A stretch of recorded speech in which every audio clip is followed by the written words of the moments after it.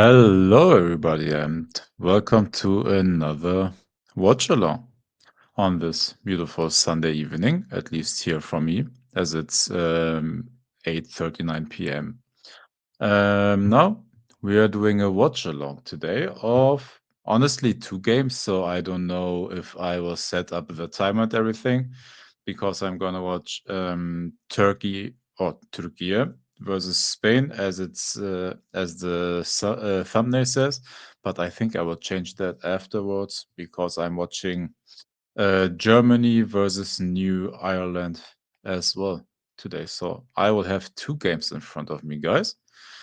And yeah, it's gonna be fun and challenging watching two games simultaneously. So I hope you guys can bear me for this.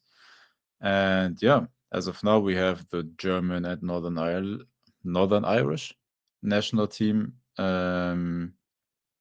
Yeah, going to the field or walking to the field in the next couple of minutes. And yeah, as of now, the stream for the Türkiye versus Spain game is showing me, yeah, the Turkish fans being loud and crazy. And I also have to see which game I will watch with sound. So yeah, man. Germany playing versus Northern Ireland after an embarrassing loss to Slovakia. And let's see how they perform this game. Yeah, guten Abend then. Thank you very much for the nice message. Good evening to you as well. And the first question, if Germany lose, do you think Nagelsmann could be under pressure to keep his job? No, I don't think that he's under pressure now. He honestly brought some enthusiasm back to the national team because like the lineups he had were pretty much on point. Musiala as well is injured, and he's experimenting right now a lot to find out what the defensive setup will be and going into the World Cup year next year. So honestly, we lost because they experimented a lot, and I kind of understand that because our central defense is shaky, our fullbacks are shaky. And he's looking for a lineup that can press high and also be like defensively stable, have recovery speed, read the game properly. But yeah, and also like he called up a couple of new players to try some stuff. So we will find out how it will work today, whether they have that energy left in them to compete on the highest level. Because like just in terms of the names, we should be up there. As I said, Musiala's injured right now. Tim Kleindienst, who was the number one striker, um, in the last friendlies or in the friendlies of last season, and yeah, that's our main striker. And right now we play with Woltemade, who barely played in this lineup, and with these players. And honestly, like Gnabry, for example, started the last game, and yeah, like he will not be a starter at the World Cup, for example. Like it is a lot of experimenting right now, finding the proper lineup because we had a lot of turnover again. Uh, Again after the Euro loss versus Spain, so we changed a lot. Toni Kroos retired. Mats Hummels wasn't caught up to the Euros, but he retired, so we have to find a whole new spine. Kimmich was the right back, for example, and he moved back to the midfield. So we have to find a new right back that is as stable as him. So it will be challenging, man. But there are promising players like Namdi Collins from Frankfurt, for example, that we are trying currently. And yeah, let's see what this lineup does. We have Jamie Leveling today on the field, which will give us like some speed on the front line at least, which we didn't have like whatsoever in the game versus Slovakia. So we'll find out today. And yeah, thank you everybody for the 18 people that are watching currently. I didn't even do the housekeeping because I straight went into the chat messages. Of course, like and subscribe, and if you like some like other content, watching international games, watching Champions League games, watch along from other leagues as well, as I did, for example, for the Liverpool Newcastle game. And if we have like some nice games, we will do watch alongs for those as well. So always like and subscribe. You can also always comment on the channel. And yeah, we love to respond to the comments, man. We have our debates there, and it's fun as long as everybody keeps it respectful. So thank you for that as well. And also, last housekeeping point: join the. Oh, hold up, let me take that one away. Join the Discord as well. You can scan the QR code that is on the display there. We have like tons of channels in our Discord group where you can like talk about Formula One, other sports, NFL, basketball, even like other football leagues, because we have tons of people that are watching all the other stuff as well. So yeah, feel free to join our Discord uh, server as well. Yeah, and yeah, national anthems for both games are over now.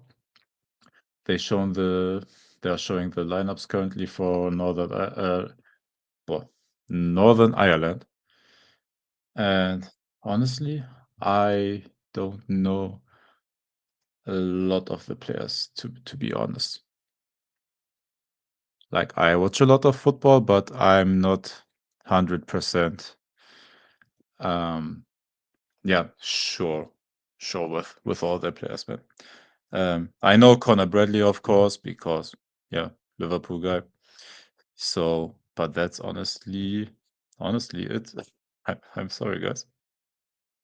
Yeah, hold up. And I have multiple screens running as well right now, so I can't show you a proper FODMAP as well. Oh, hold up, I could do it with here on this link. Matches Germany, Northern Ireland. I share this one, and I have to be careful not to show the screen for you guys.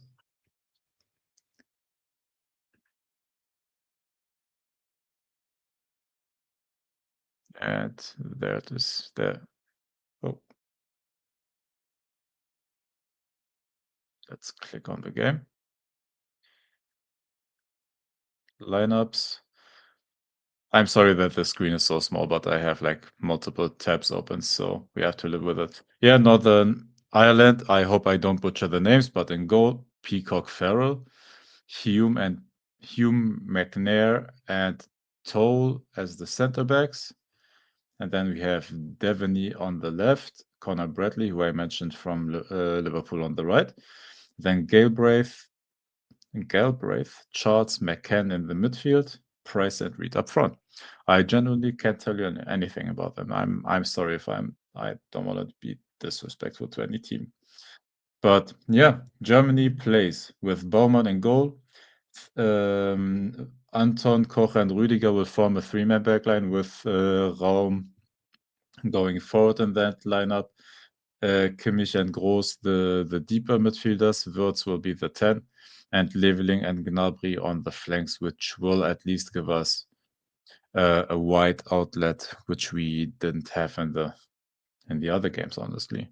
So that is our lineup, and then the other game I'm watching. Let's go to that as well. Oh, I don't know why, but it is my stream is sorry, the FODMAP is lagging for me.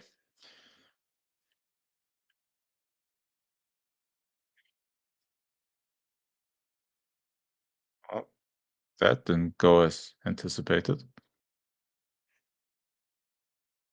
Yeah, well, anyways, it's kickoff now for the Germany Northern Ireland game, and Spain will kick it off again in a couple of seconds.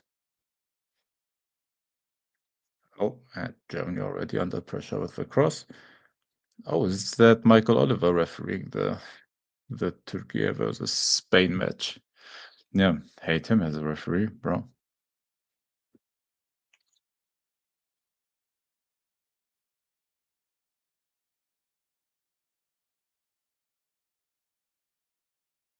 Yo, and I don't know if I mentioned, but Voltemade up front, of course, because everybody else is pretty much injured. And there are not a lot of striker options as well, to be honest with you guys. Yeah, and lineups for Turkey versus Spain.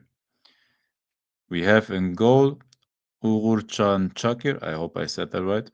Almali, Bardakçı, Demiral, and Mert Müldür being the defenders, Çalhanoğlu and Yüksek in midfield, Yıldız Güler and Akgün, the offensive midfielder and the two wingers, and Yıldız and Akgün, and Aktürkoğlu as the main striker up front. And for Spain, we have in goal Unai Simon, Pedro Porro, and Cucurella as the fullbacks, Robin Lenormand and Dean Huijsen as the starting centre backs. And then in midfield of Merino, Zubimendi, and Pedri. And up front, Lamine Yamal and Nico Williams, of course, and Oyarzabal as the striker, who is a learned winger as well. All right, then, now that we went through that, let's go to the games. Germany is now at 1 minute and 45 seconds. And yeah, Turkey are now at 1 minute and 26. So, ja. Ja, richtig lustig, Deutschland verlieren zu sehen. Haben wir ja nicht genug von gehabt in der jüngeren Vergangenheit. Ja, ja. Also in die WM denke ich, oder hoffe ich, kommen wir natürlich trotzdem, aber ist schon schwere Kost mit der Verteidigung, die wir seit einiger Zeit haben. Also mal schauen, wo das hingeht. There, guys, that was my German, huh? Going back to English. What does Joachim Löw do nowadays, Dave? What does Joachim Löw do nowadays, Dave? Chilling his balls, man. Just letting them hang. Going to stadiums here and there, watching games, football talk shows. That's honestly it. Like nobody actually wants him as a coach because like he I don't know, just not a modern football coach. So yeah, people want to stay away from him, as far as I know. Like he's not up to like to coach a team right now or whatever.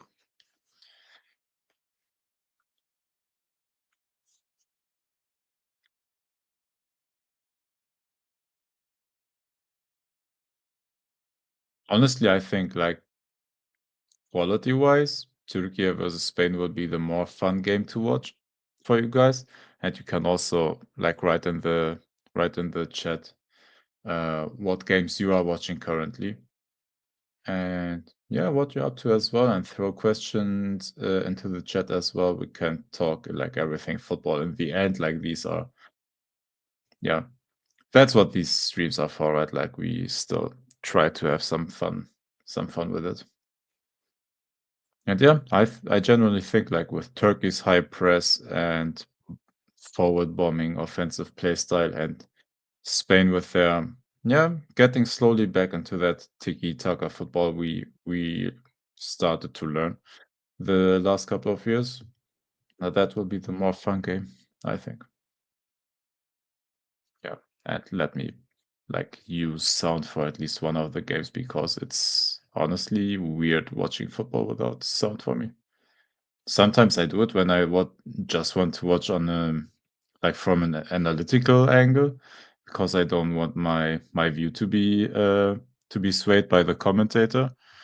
But yeah, Germany now in the box with a cross from Gnabry, headed out, leveling, laying it back off to Gnabry. Now at Rüdiger with another cross and headed out again.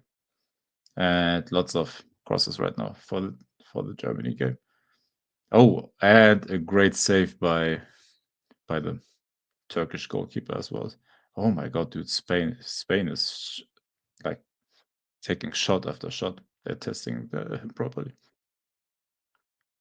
Yeah.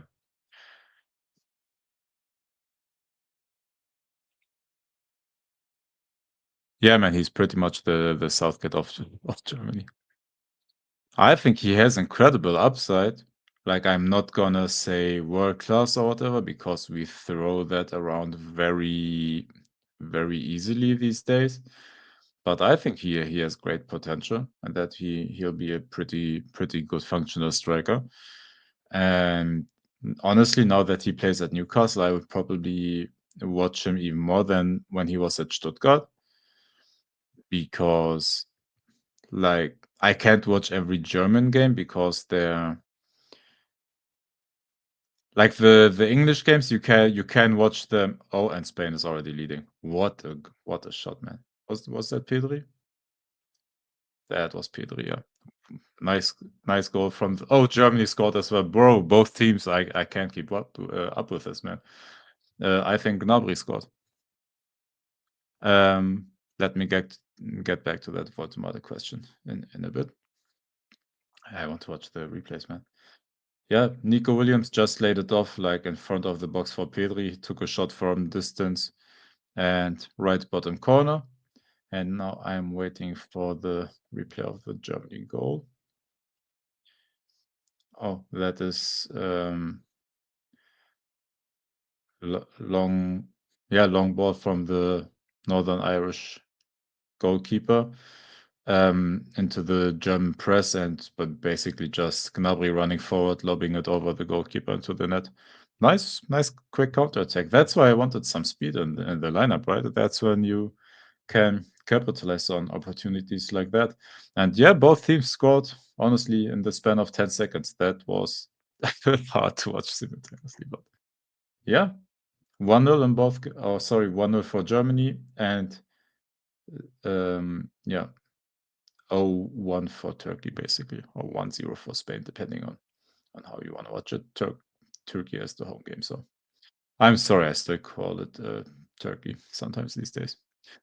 So yeah, Voldemort, I think he has very good potential, and I will watch him even more at Newcastle now because you have better time slots for the Premier League games that you can watch just one game.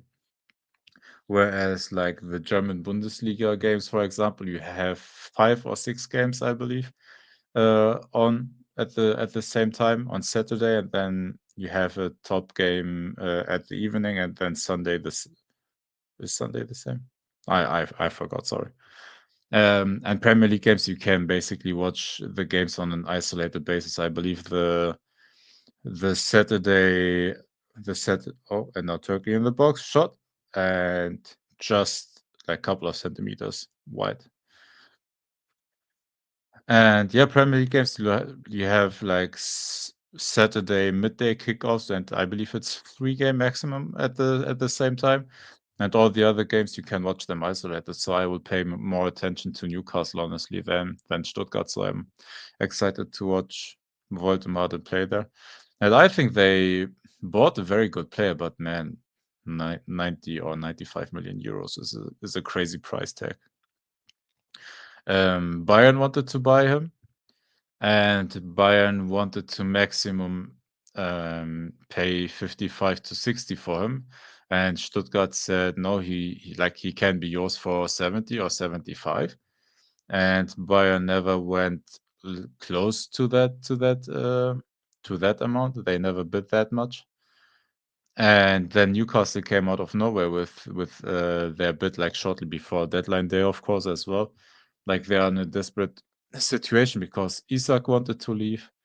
They lost Callum Wilson on a free, and they were desperate to make a move because like tons of strikers rejected them. Ekitike rejected them to go to Liverpool. Šeško rejected them to go to Manchester United, and I believe they were in from Beaumont and Cunha as well, and those went to Manchester United. So they were in a desperate situation to go all in for a striker. And I believe it was on deadline day that they finally got the here we go for Visa from Brentford as well. So in the end, they got their 2 strikers, but man, it's they lost a lot of quality in Isak. But let's see how Visa and Voldemort will do as their strikers. And yeah, like I said, keep the questions coming. That makes evenings like these even more fun. Both games now hit the 10-minute mark.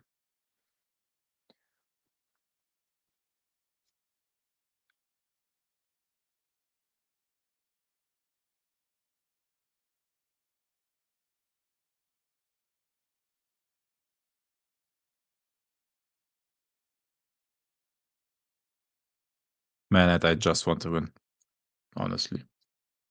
Of course, it's always nice to play or to watch beautiful football, but man, um, nobody calculated a loss to Slovakia. So, and we are, because we made it, I believe, into the Nations League group A, and we made it far there. We are in a four-team qualifier group, so you have even less margin for error. But on the other hand, the group is a bit easier. But yeah, nobody calculated a loss like for the first game. Like stuff like that happens when you toy around with the lineup after, I don't know, after you secured the qualification already. But man, to lose on Wednesday, right? To Slovakia was that was crazy. And now you're already under pressure. Like you have to win now. And yeah, leading 1-0 makes it of course easier. I know, bro, but come on, like that was 2014. Like football changed in that 11-year span. And I think you agree with that as well. Like football changed a lot. Football culture changed a lot. How you handle football talent these days is different. And he never adapted to that, unfortunately. And that's why at some point he had to leave, right? For example, Arsene Wenger, how he left Arsenal a couple of years ago. Like he stayed there and he stayed and he stayed and he became outdated. His management style and everything became outdated, right? And the players on the other hand got more modern, wanted to play a more progressive style, whereas he was a bit more, that Carlo Ancelotti style, a bit more focused on defensive stability, pragmatic, and then use the full talent of your players to your advantage. And yeah, he left Arsenal pretty late, where they like the fans turned against him at some point. Not all of them, of course, but many of them like turned against Arsene Wenger, who was there for one of their best eras, honestly. And same with Joachim Löw, like he overstayed, unfortunately. He overstayed after that World Cup. I believe he coached the. All right, let me find a way I can share with you. Um, Turkey versus Spain is right now way more attractive to watch. Like both teams are trying. Turkey is waiting for counters. Spain is playing a very direct, nice way right now. And yeah, Germany is taking it slowly. Both Spain and Germany are leading right now. One to zip or one zip. Oh, that's Yamal free on the right flank, cutting into the box. Still at the ball. Shot. Saved. Saved. That could have been 2-0 already. Hold up, LJJ. Let me find a way I can share with you. Now Germany cutting into the box. Gnabry, pass to Woltemade, trying to match them and shoot it immediately. Kimmich won it back on the press. Oh, foul. And free kick for Northern Ireland.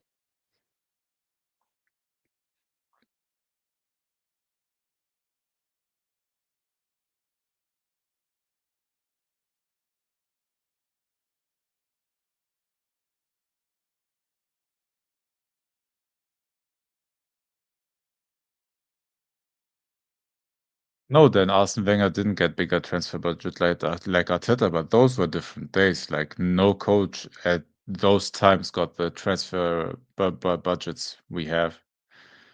Um, so with that budget, it's criminal that Arteta hasn't won the title yet with Arsenal with the amount of money they spent.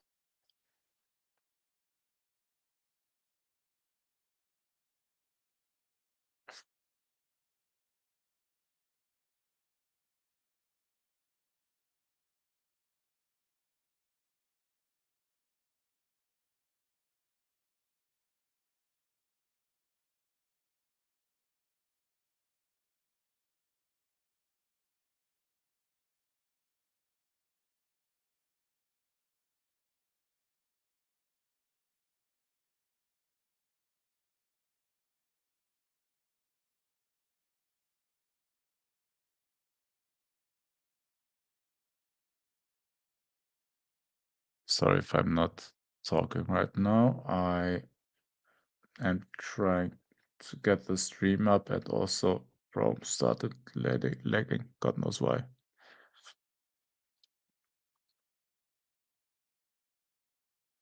Both my stream stopped. But I think it's a Chrome issue, man. Um I think that Arteta has no excuses this season. He needs to win something. If not, I would fire him. They spent a lot this season. He got what he wanted. I agree. I recorded a video saying that Arsenal has no excuses. Yes, I know, right? Like Liverpool strengthened in the transfer window, hands down. Like of course they did. But so did Arsenal, and Arsenal have even better depth and spent even more on the overall depth of the team.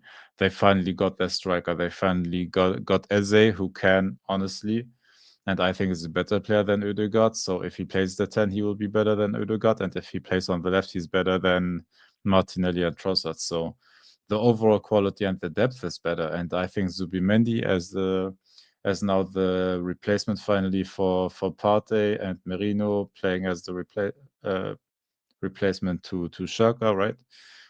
Oh, sorry. Yeah, no, Merino, honestly, in this lineup, like you have Rice and Zubimendi as the starters and Ødegaard as the 10. So yeah, so those are your replacements basically. And I don't think they have any sort of excuse. Like he has to win something with that team. And by something, I don't mean just win the Carabao Cup or the FA Cup. Like you either have to win both of those, or you win the league title, or you win the Champions League. Like you have to win something in order to keep your job, in my opinion. Because then this is his seventh season, right? And if he doesn't get anything done in his seventh season with now, I believe they crossed the £1 billion spent under his in his tenure now. And if they can't create well, I don't know, win anything after that money spent and the good team they have, that's honestly that's on him. And I don't want to disrespect the job he has done at Arsenal because I still think he is a good coach. He stabilized them, and in the end, he brought them where they are now. But if he doesn't win anything, honestly, get a coach that maybe that plays a bit more of a progressive style because they have the players, man. Their defense will be good even if they play a more forward type of football. Like I think they are set up to do well, but they just they just play so pragmatic defensive, wait for set pieces. Dude, they played against Liverpool like for set pieces, and that bit them, right? Like what Liverpool needs at Anfield is that one moment of magic. Like Liverpool knows about Arsenal's counter and their defensive stability, so Liverpool didn't go all in the first half as well. Oh, Conor Bradley is down. Liverpool fans look away.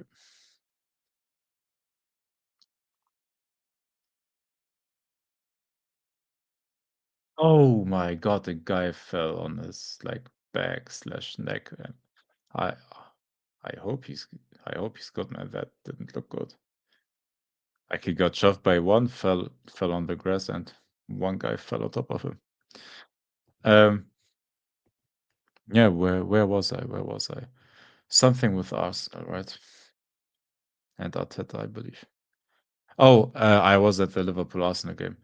Um, yeah, Liverpool just had that magic moment. They knew, no, hold up, Turkey now in front of goal. Oh, and they hit the post, but it might have been offside as well. Yeah, it's offside.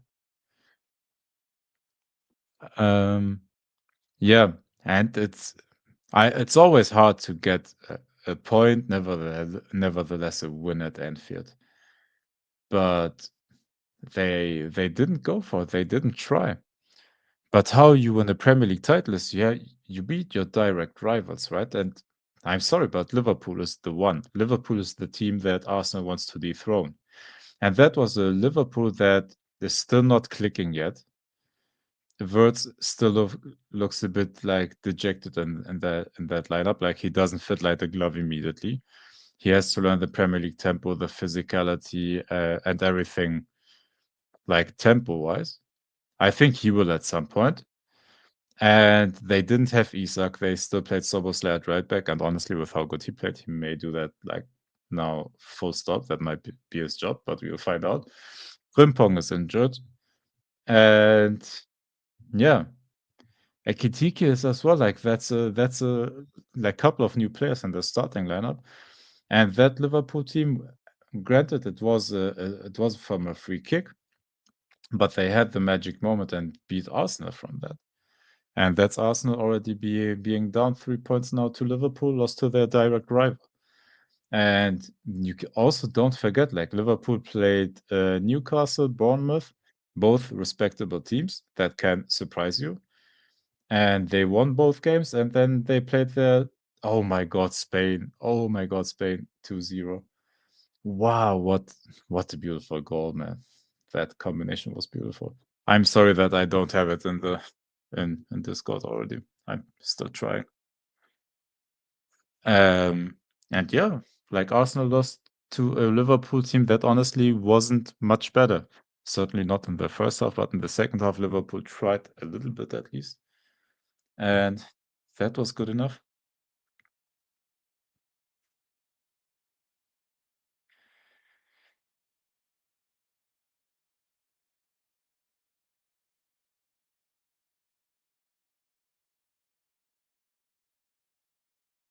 JJ, which game do you want to rather watch? Turkey versus Spain or Germany, Northern Ireland? Just tell me in the chat, and I will try to make that game work for you. I do it from my iPad because I don't know, I have some issues with my PC. Maybe it's because I have 2 games on simultaneously, but it doesn't let me stream properly. Just tell me which game you rather want, and I do that. To Leverkusen job, I've there were 2 names I forgot. One of them was Thiago Motta. I think what they are doing now is, I believe, that they were pretty much satisfied with the understudy of Ten Hag, or with his assistant coach. From what I heard, he had a good relationship with the players and was overall a better human being.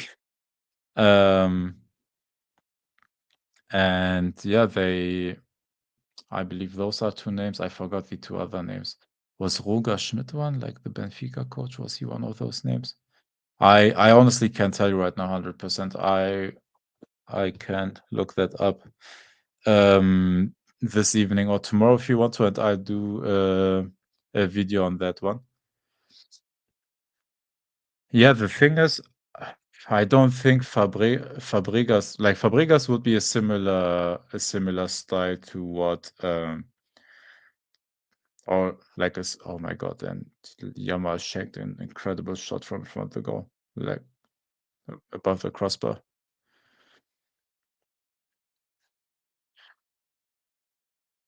All right, so Turkey versus Spain. Then give me a moment. I'll do that.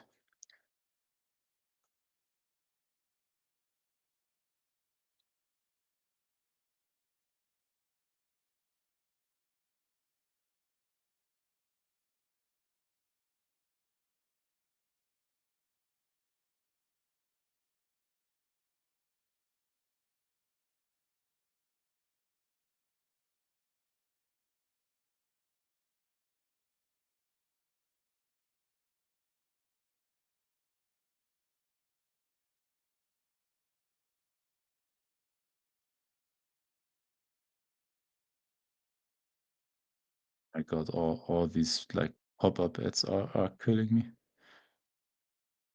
I tried to do it on my laptop because I have a banging ad blocker there, but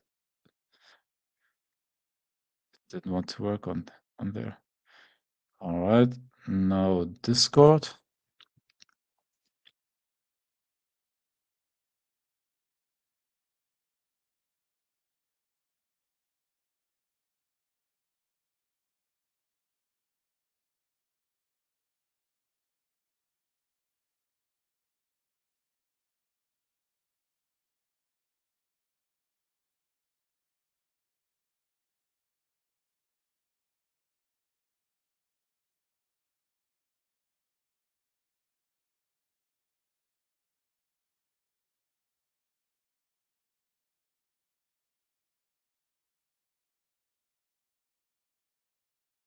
But Turkey is playing like wow.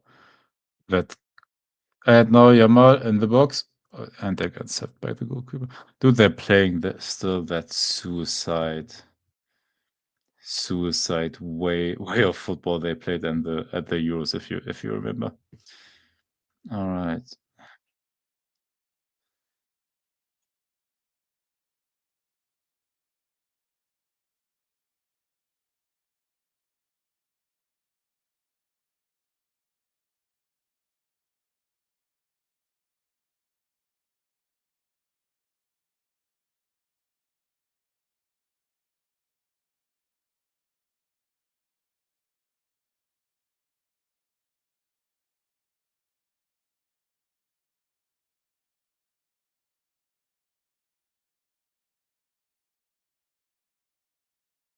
Oh, I would have asked you if you can see whether it works in Discord right now.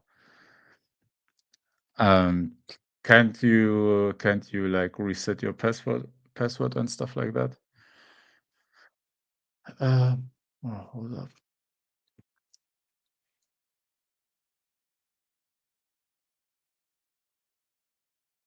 Try a different way as well. Hold up.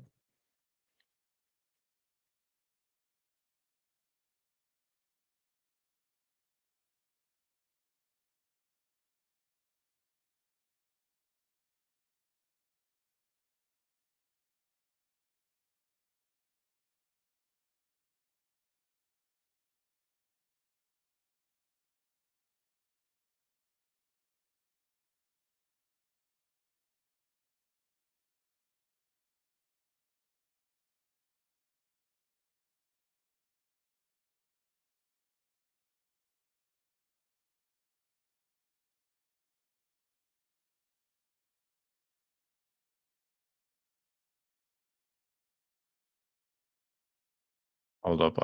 I think I found a way. Um, all right. Then. All right. Sorry. LJJ, if you click that link, that should let you into the room where you can watch the match. I think. I think I have it ready now. If you open that link, that should lead you to our testing room on StreamYard, and I have it on there. So try that one.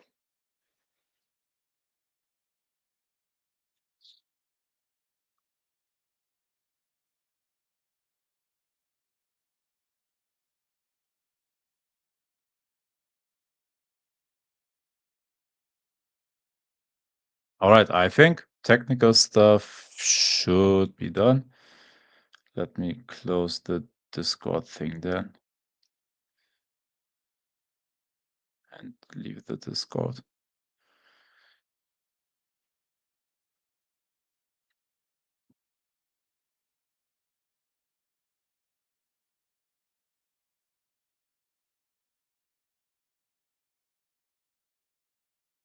And yeah, uh, let me know if that works. Yeah.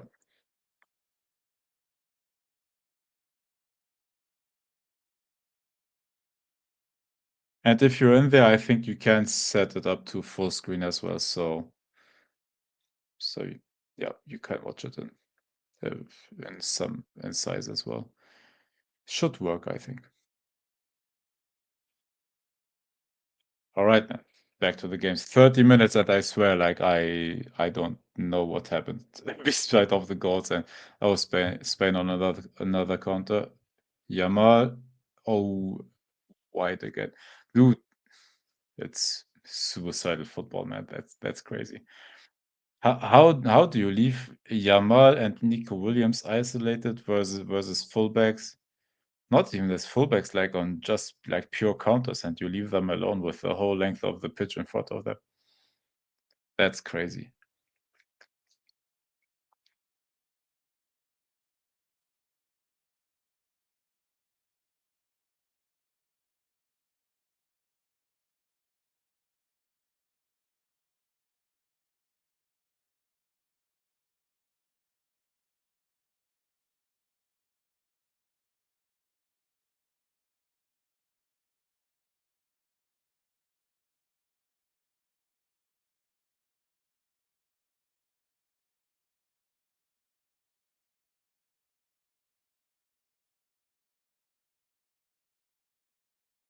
The thing is, like Turkey as well, like is very decent in their build-up and in their offensive game. They just haven't been decisive in the box, unfortunately. But man, they are so open defensively. That's crazy. Oh, and Chrome, dude, it's a Chrome issue. It's not a Discord thing or whatever. It's man, Chrome, you're disappointing me. These last couple of weeks and months. Yeah, guys, it will take a minute until my games are back again. And yeah, thank you for 25 people watching currently, man. Yeah, if you still like the this type of content, like and subscribe, man. And yeah, we can have always like fun debates, join the comments, join the Discord. Everything will be linked down below, but also if you want to join the Discord, there's the QR code on the screen. If you scan that, it leads you directly into our Discord channel. But yeah, you also have to sign up to Discord, of course.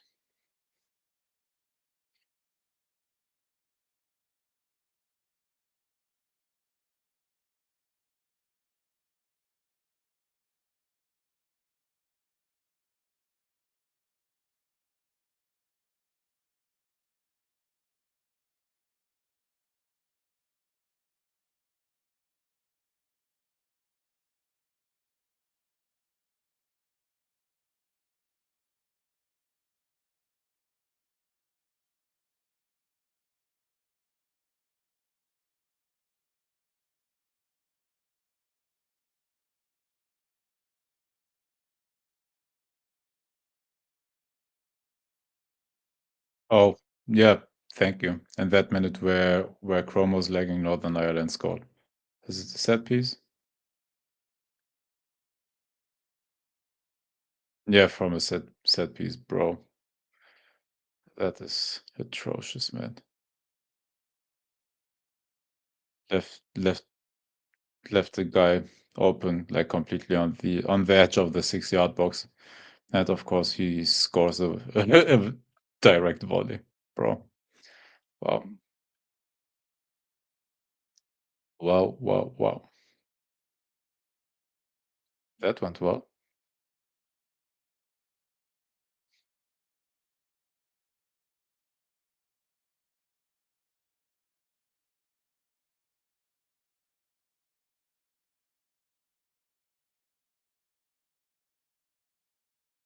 Yeah, guys, it's 1-1 now. Germany conceded. Yeah, that's a nice start to your World Cup qualifiers. Wow. And now 28 people. Thanks for being here, guys.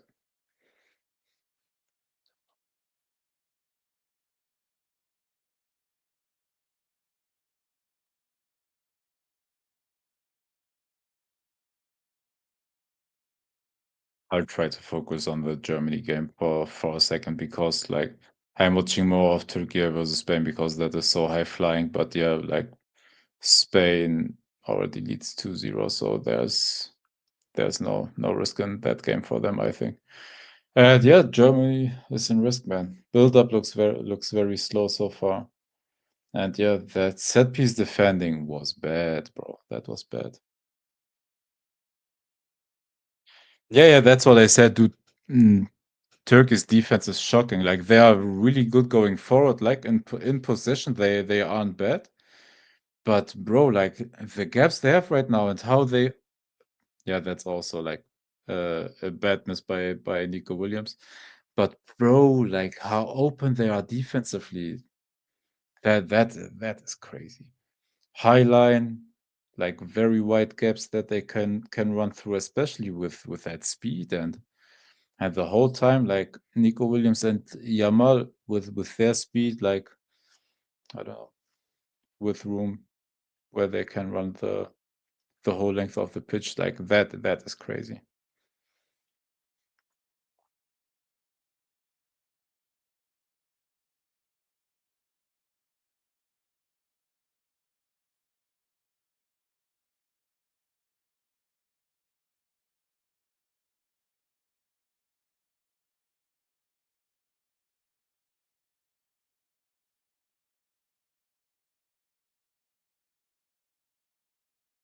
Yeah, it's crazy that Spain only scored 2 goals from how they are playing. Like, it's actually crazy. They are really open, yeah. But this is their style. They play like that suicidal football. Like, they bomb forward, they try to create magic with Güler, Yildiz, and sorry, I even forgot who their winger is right now. They try to create that magic quickly, but leave themselves, like, so wide open.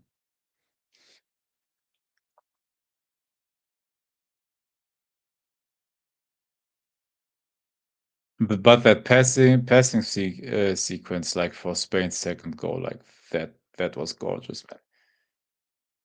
Like, passed it around inside the box, like, a couple of times until Merino was free and yeah, just had to slot it in, basically. But still, nice finish.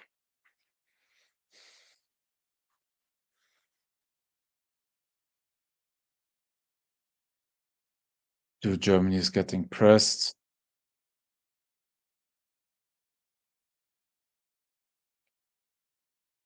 Germany getting pressed, losing the ball a lot, man. I don't like what I'm seeing. This is very disturbing, man.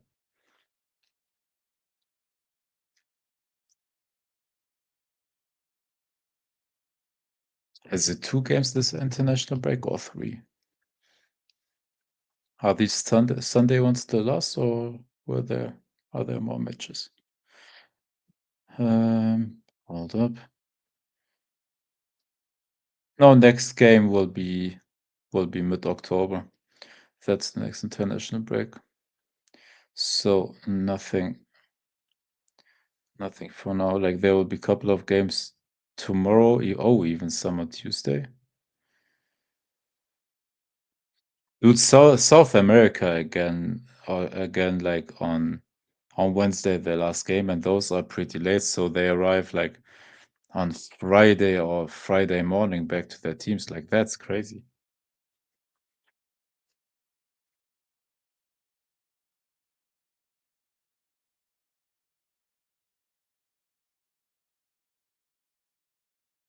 I honestly can't tell you 100%. Like, from my point of view, Nagelsmann is not really the issue. I think it's genuinely the I don't even want to say lack of talent, but um, I don't think that the team as it is currently constructed, look, we don't have defensive stability. And what we were always known for in the glorious days and 2014, and what we had in the Euros last season as well, like, we had a pretty okay defense, right? And of course, in the past, we had a great defense, and we could rely on that. So our midfield was able to focus on creating, on sacrificing for each other, on running the whole game. And I don't know, looks complacent. It looks complacent. There's not a lot of movement, a lot of side passing. We lack that magic, honestly, currently. I think that will improve when Musiala is back, but we don't have a piece currently like Kroos that can sit deep and create, and I don't know, have fun and express himself on the pitch. Like, we lack that creative player, and that's an issue right now. And now we lost that defensive stability as well. Like, all the talent that we develop in Germany, everybody wants to, or in the youth ranks, everybody wants to play a forward player, either a 10, winger, or striker. Like, those are the players we build currently. And yeah, it's hard to build that, though, or or build a new core or new spine for the team when the up and coming players, or yeah, and the talented ones want to be forward players, and then you're in a situation where you don't have any stability, you have a weak spine, and it's easy to break you down, or we receive a lot of goals from counters, and we don't have, like, any stability. That was a nice pass by Yildiz. Dude, Turkey is again like bad in the box. Like the offensive game is not bad, but yeah.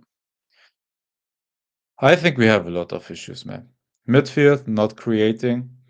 Offensive players, when Musiala is down, we lack like creativity and finding those small rooms and having those that skill of breaking someone down 1v1.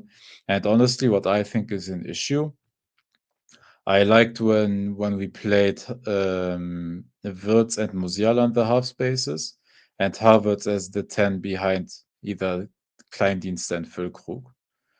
But with Musiala's injury, we don't have that. We use Wirtz as the actual 10, and we lost basically a creative outlet on the pitch. And with Havertz not being there, honestly, he was the piece that was binding the striker force and yeah, the midfield. Like he was very good at that, and I think that's his best use case. And we don't have any of that. Nobody knows whether Havertz will return because Arsenal didn't give us a timetable for his and Nico Williams getting subbed out with a groin injury shortly before halftime. And yeah, nobody knows how long Havertz will be out. Like Arsenal didn't give us a proper timetable, I believe. I think he had knee surgery, if I'm correct, so it will be like at least until early next year or next calendar year until he returns. And yeah, we desperately need him back. I mean, like this, the team just doesn't work.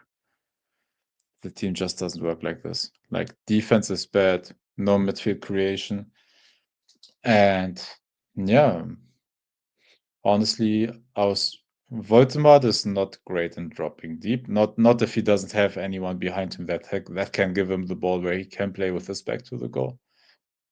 And yeah, I'm sorry, but Gnabry and Leveling are not the best wingers. Like they're good backups, but Gnabry is now getting up there, and I don't want to say that he's cooked because he plays excellent for Bayern right now. But in this Germany team where you have to be like a perfect outlet, where you don't have Harry Kane next to you that drops deep and wins the ball, and you don't have like Luis Diaz on the left side that can create for himself, right? That makes it, of course, easier for you. And we don't have any of the players that can take that burden off of him right now currently. Of course, Wirtz is in the lineup, but yeah, with Kimmich and Pascal Groß behind him, that I'm sorry, but are not athletic players that can't dribble with the ball to save their lives. And he is there alone in that midfield area. And then you have Gnabry and Leveling who can't create for themselves, and Voldemort needs creation as well. The chemistry is not good right now. I think it will get better when the injury situation clears itself up. I think Kleindienst will be good when he returns. I think Musiala, of course, will help it a lot, and Havertz, like, let's see when and if he returns. Wasn't that offside? Yeah, offside. Offside goal for Germany. That was a nice lob, but yeah. Oh yeah, offside by like a meter or two. Yeah. Oh, and Spain scored as well. Dude, again during Germany's offside goal.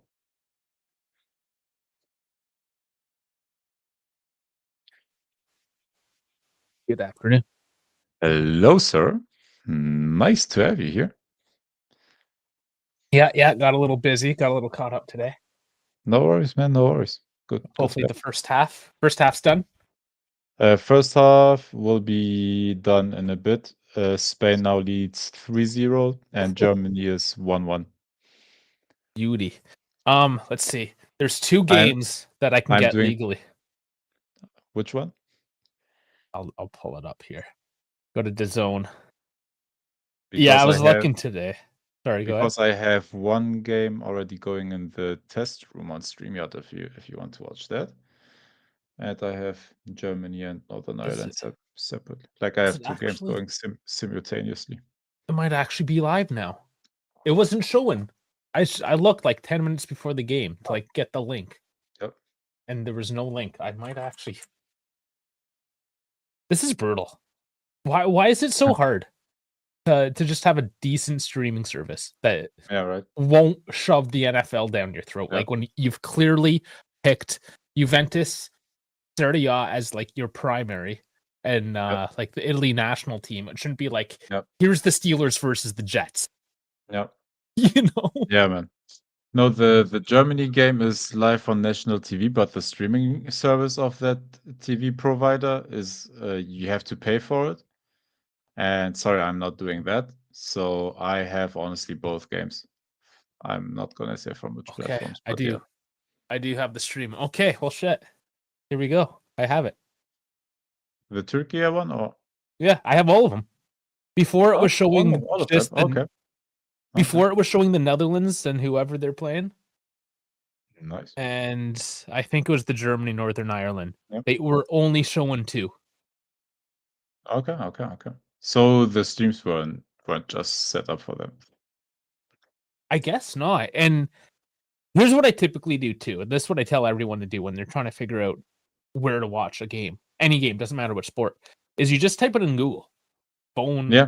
Yeah, And just Google like on tells your, you Google tells you for your location usually. yeah, you just click on watch live. Yeah. And you know, if you have Fubo or DAZN, the app or whatever, Paramount Plus, so you can click on it, it'll send you right into the app. Yep. Like it's supposed to be that easy. Yep. But here we are. Yeah, man. Oh, I didn't even bother putting a timer on it because I tried to comment on both games, so I didn't think it was a no. I don't No, know. that's It fine. was the good idea to have a timer up for while I watch two games. No. And your source is probably like 45 seconds slow anyways. Yeah, that's what it usually is. Need Musiala back. Also, Yildiz has been decent. Yeah, how has Yildiz been? Honestly, everybody on Turkey's like front line has been good. It's just they are atrocious defensively, very open, very high line, and Spain does whatever they want when they arrive into like Turkey's like I try to say Turkey all the time because I'm so used to saying Turkey, and that's Yeah, you know, I'll piss people off. Maybe I don't know. We say every other country in our native tongue, whatever it might be. Like Germany and Italian is tedesco, for instance, right? yes. So, I mean, every country's just got their own thing. Yeah. So why are we trying to push the matter for this one? You gotta ask the Erdogan. And you have Turkish Oh, background, don't you? yeah, Or- a little bit. Yeah. In a sense, yeah. I mean, you're sort of. I mean, you have your opinions, I'm Yeah. sure. In German, it is just Türkei. So that's why it's even easier to think of Turkey because Turkey is so close to Türkei, you know? Yeah. Like the way of saying it. And we have that's very big in North America, especially because like Thanksgiving, we have turkey. Like turkey Yeah. is just it's just a name that we use all the time. Yeah. And listen, North Americans, we're not the greatest with accents. So you put an umlaut over a letter and start like making letters certain things. No, you're gonna confuse a lot of people. Yeah. I'm not trying to make an excuse for their ignorance, but like that's kind of how society runs. And I have not heard anybody in North America say Türkiye or however you pronounce it. It's just not a thing. No, they wanted Türkiye. That's how they want you to say it. Yeah, and like I don't even know how to pronounce that right. Hrvatska for Croatia. Hrvatska. And I know that's like the old Roman provincial name for it. Yeah. So yeah, there's a lot of weird things. Like Tedesco is an old German tribe. It was one of the like during the Roman reign. Like it was one of the tribes, and that's it's stuck in Italy for some reason. Yep. Yeah. Because like everywhere else, it's either Germany or something like Almania or Allemand or something like that. which I never questioned because I know that's the French name for it. I believe even in Turkish it's Alman, like for the Germans. And I wonder where that comes from. Might have to look it up now. From Alemannia, I believe. Alemannia is French, I believe. Was it from the Roman nomenclature, I believe? Alemannia? Did the Romans say that? About the I don't know. It's a musical composition. The Oh, dance. okay. That's something. In the English word Allemande, so this is just what it means in English, anyways, refers to 16th to 18th century Renaissance and Baroque dance. Oh, okay. I'll just take just the general meaning. Yeah, it's referencing this dance. It's interesting. I wonder if somebody's got a better answer for that. You are the German, but you're not the Frenchman. I know it as good old Deutschland. Yeah, and then again, just Yeah. nobody else. Because if you say Dutch or Deutsch, Deutschland is so different to everything else, right?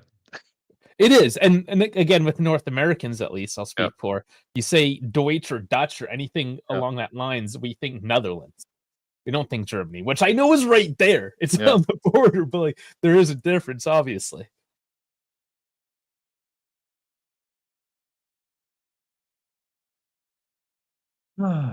This is interesting. I like these random conversations. This is what I was hoping today would Hey, be. that's what we do during Watchalongs. I told the chat if you want to hear waffle like this, like and subscribe, man, and we will do more of this. And you see 28 people watching live. Like that's crazy for a Watchalong, like for a random international break. Like we never had numbers like this. Yeah. Thanks for watching, guys. Learning about the meanings of nation names, I guess, in their own language. Oh, and by the way, what makes the whole TÜRKIYE thing not easier is that in the local villages, like the local farmers have tons of turkeys, and that doesn't make it any easier. Like not thinking of Turkey. Like there's just a bunch of turkeys. There's actual like bunch of turkeys. If you fly to the village where my like parents and ancestors are from, they have tons of like turkeys and everything, cows, chickens, actual turkeys, bro. Yeah. Yeah, man. I almost had a turkey. A bunch, 3 of them, baby turkeys, kind of flew into my yard. I don't know what happened to the mother. My wife was trying to adopt a turkey, add it to the chicken flock or something. I don't know, but yeah, it never stuck around. Yeah. Yeah, there's lots of random turkeys out this way. Hang out in the farmers' fields. I hope I didn't discriminate like any of, if we have Turkish friends here watching. I hope I didn't discriminate any one of you guys. I don't think we're discriminating. It's just I don't know. I don't know why. And this, I guess Erdogan or Erdogan, however you pronounce his name.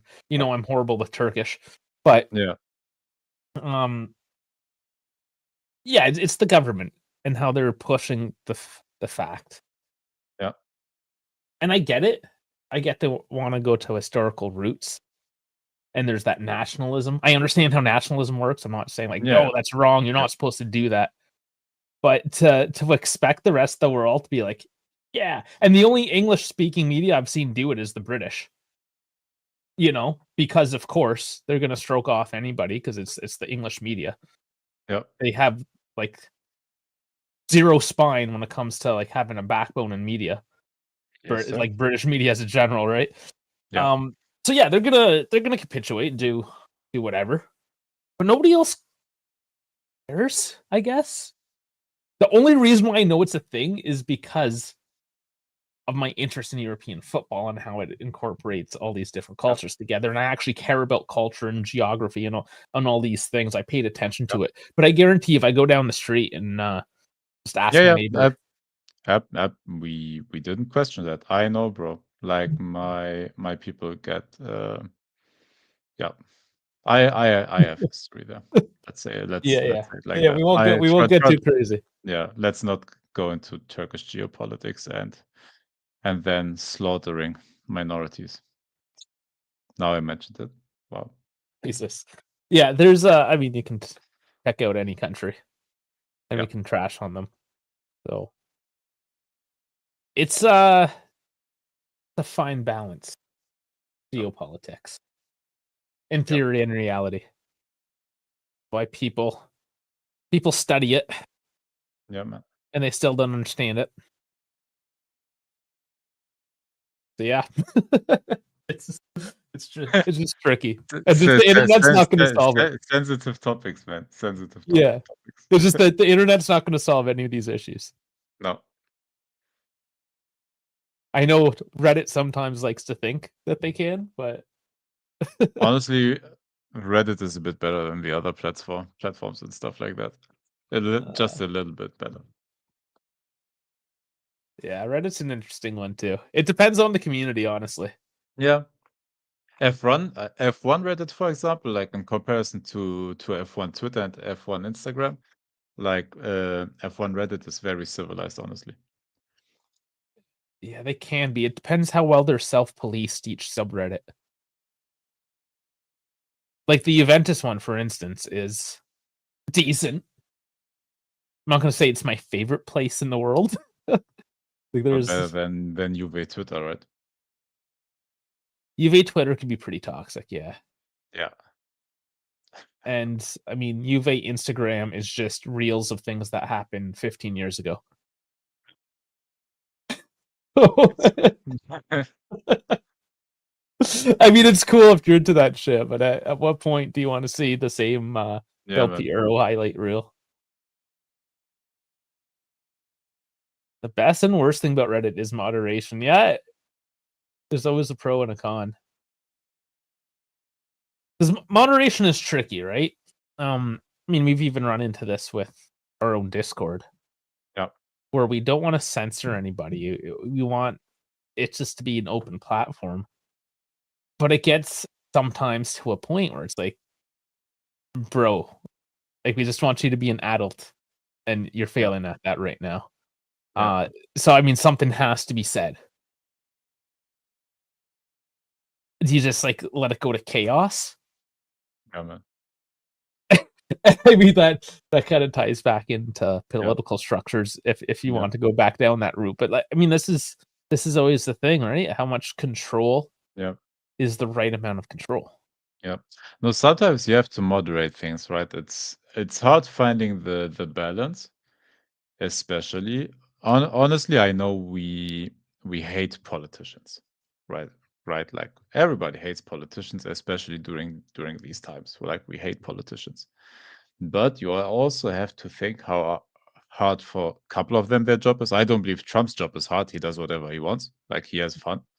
But all the other ones, or not all of them, like take the dictators out, but actual democracies, they have it hard because they have to moderate issues, and like try to not censor one side or whatever. Like it's hard in a democracy to be like perfectly like balanced in terms of the judgment, man, because you always have two loud sides, because democracy actually allows you to voice your opinion, and that is sometimes hard to moderate, man.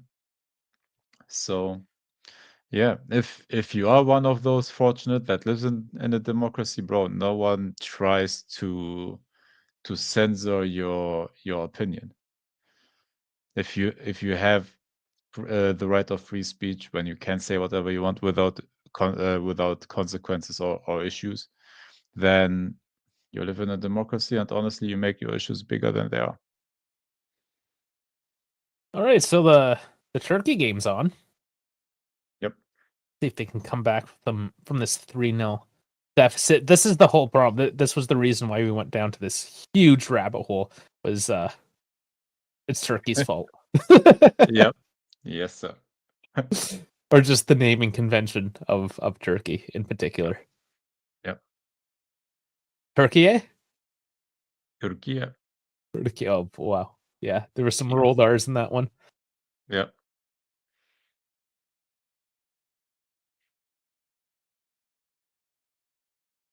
So they're in Turkey. It's not a good sounding crowd, really.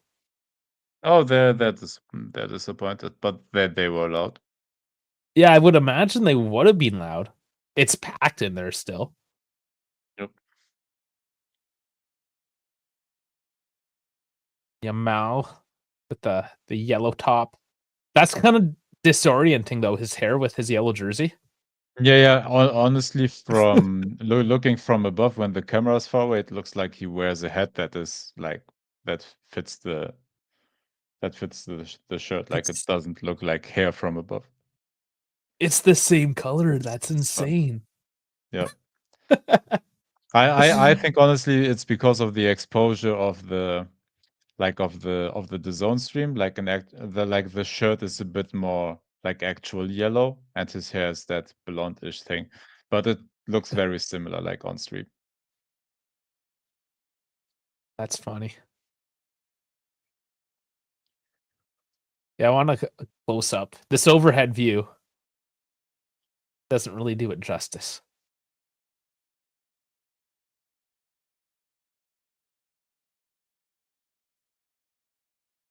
Going back to the difficulty with finding a stream, though, it is a state of affair. Does it make us a bunch of nerds that we're sitting down on a Sunday afternoon to watch World Cup qualifying? Because, Football, right? but it's not the most accessible thing right now. Just like how we paid a few bucks to watch a Yeah. preseason match. Yeah. Okay, that yes, we're definitely nerds when it comes to that. I admit.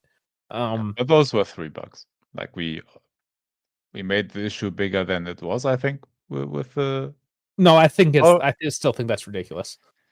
yeah, yeah. But dude, like One Football wanted to make their share on it as well. I understand that from their side, honestly.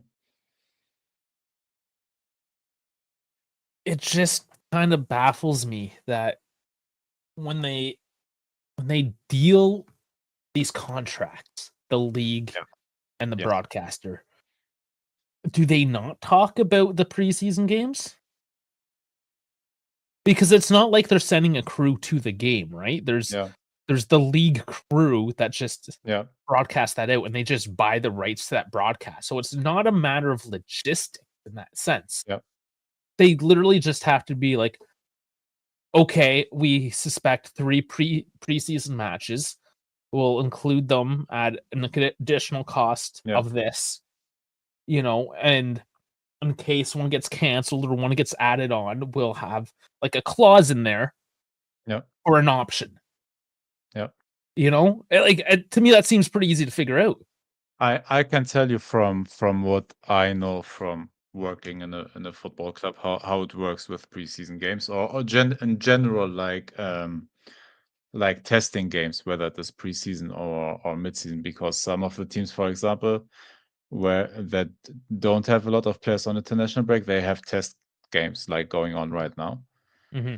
And those games are never part of the overall TV money, right? The TV money you earn is from the TV providers where you can stream the games from. And preseason games and overall testing games are not in those packages. Like those are like a streaming service approaches you and says, hey, we have interest of streaming this game. We will pay this and that for that. And the team says, all right, that is the share you get. That is the share we get. You can do it for that and that price, and that will be fair. Like they do it on a game to game basis, basically. But that's screwing over the consumer now. That's the problem with it. Yeah, 100% it is. But for example, what a lot of German teams do, they stream their preseason and test games on the YouTube channels, where you don't have to spend extra. Yeah. But when it's, for example, a Bayern Munich that plays their Super Cup or whatever, or if it's Bayern Munich that has a test game, because there's money in that, they can sell that instead of streaming it on their YouTube service. they earn more from that because they can get a lot of money. I mean, Yeah, YouTube. man. I don't know what the numbers would be from an advertisement payout for Yeah, a stream like that, right? Because you're gonna have probably a couple thousand people watching at once. You're yeah, gonna feed a lot of ads, and I know you don't get tons of money for ads, but I would just be interested to know how much you would earn off YouTube through ads compared yeah, to like letting one football, for instance. yeah, Because I'm assuming they get a cut, like 30% or whatever it might be yeah, from the cut that one football gets. yeah. For example, Juventus sometimes streams preseason games on their website, right? But you have to register on the website in order to watch them. Yeah. They could Right. technically, of course, like stream it on their own YouTube channel, but I think, or at least, or I bet they have their people for this, and that made the market research and analyze the websites that it's better for them if they get more traffic on their own website, and because you get overall more traffic, the fans see more of the jerseys. Maybe you get some buyers into the shop or for tickets, season tickets. I think from their calculations, they know that if you watch the game from their website, that they will be able to sell you even more stuff along with along with watching the game. Oh, Because it's nuts. if you are on YouTube, you just watch the game on YouTube. It's not like you are shopping for a Juventus jersey during it. But if you have to open the Juventus website, you see the commercial there on the website that says a new home jersey, blah blah blah. Get it now, and they put a new player in that jersey. Like that looks more interesting for the buyer, for example. There's a fourth goal for Spain. Just destroying Turkey on a counterattack I, every I'm time. I'm I'm not there yet. Sorry, I Oh I need man, I it's need a just moment. embarrassing. But don't worry, it's a qualifier. I'll Oh see it in a man. bit. I'm honestly monitoring more Germany versus Northern Ireland. That's still 1-1. That disappoints me, man. Yeah, I mean, well, you're the one that wanted to do this game. It is a Yeah, blowout yeah, now. yeah, yeah. No, but that's what I honestly I just thought that Turkey will be able to score one or two at least, like with their offensive talent. And honestly, they had a couple of good chances. They just missed. They're just getting cooked, man. They just launch a counterattack, they scramble. Yeah. They're trying to snatch a goal, but that's exposing them in the back, and they're just getting dummied.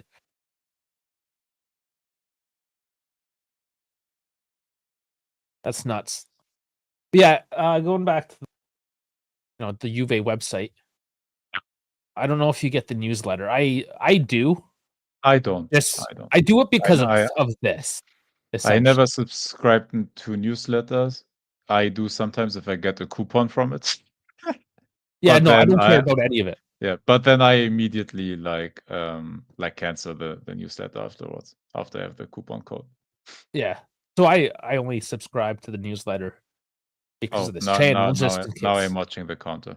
Holy, I'm that's slow.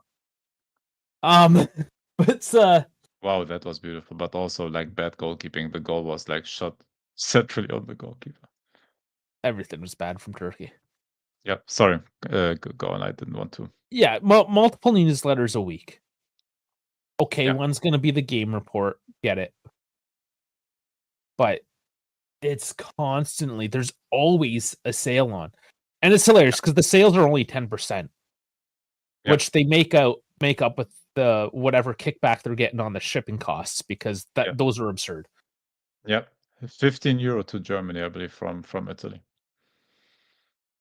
I mean, that's local, relatively speaking, right? Yeah.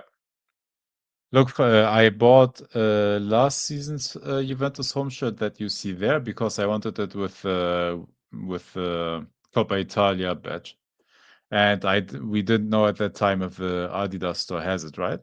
So I bought it from the Juventus website, and yeah, I didn't have the discount at that time, so the shirt was 100 euros and 15 euros shopping. and the only way to ship it was UPS Express. Like they didn't have like DHL free shipping or whatever. They sent it with express shipping, so you couldn't even choose a cheaper way. So they basically forced me to pay like 15 euros Yeah. on top. I mean, And that's if you get that 10% discount codes, that would have made it like 90 euros instead of 100 euros, and you still pay 105 euros essentially. yeah, Like it's what not. is above the value of the jersey. You're not really getting any deals, but it is a whole commercial empire, as we know, right? Yeah. We've talked Yes. about this Yes. before, so yeah, it just goes back. Bring them to the website, and it's not, websites are clunky. Let's be real, Yep. right? Like they're so 2000s, if you will. Nobody really runs a website unless you're a corporation. Yeah. And you can see it just trying to get information because they got this web next or whatever fluid design philosophy that's supposed to work on desktop and cell phones and tablets. Yeah. This that it sucks. Yeah, it does. I mean, it works on all platforms, but it doesn't work well on any either one of the- platform. Yeah, exactly. It works, but it doesn't work like great on any of them. Yeah. And I remember when we were watching that preseason game. Oh, Spain won it! Jesus Christ. Okay. Wait a minute for you to catch up to that. Oh, it needs 2 minutes for me, so just take it away with your commentary. I need a bit. Oh man. This is the game of FIFA. Oh man. Yeah. This is embarrassing. Oh boy.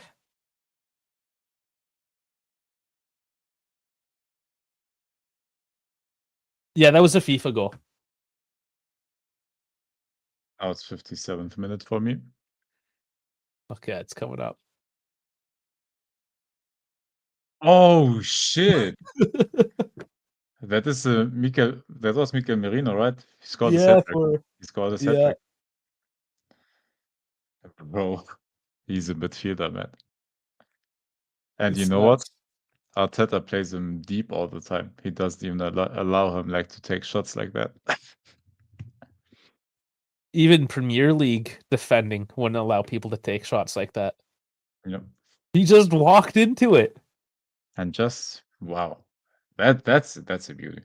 Dude, that's a shot you take when the game is over. Look, he had an outlet up there, like he had Oyas. I believe that's Oyarzabal wide open on the left, but he still decided to He take the still shot. took it. I mean, the game Crazy. was effectively over. Wow. Yeah. All right. Now even more focus on Germany. That's insane. Yeah, I can get a double stream going. Why not?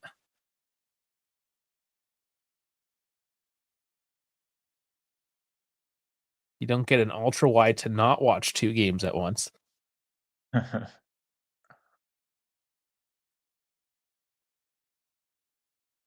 Yeah, man, I desperately need to get my second monitor finally. Yeah, definitely worth it. Just upgraded my monitor. I had a cheap Chinese knockoff that looked like trash. Yeah. Like my main screen is a pretty nice. I have a MSI curved gaming screen, which is Oh, that's what I really got. good. Yeah, I just got the MSI. Which is really good, but I want a bigger screen like above this one, like where I just can like put my feet up and watch footy games.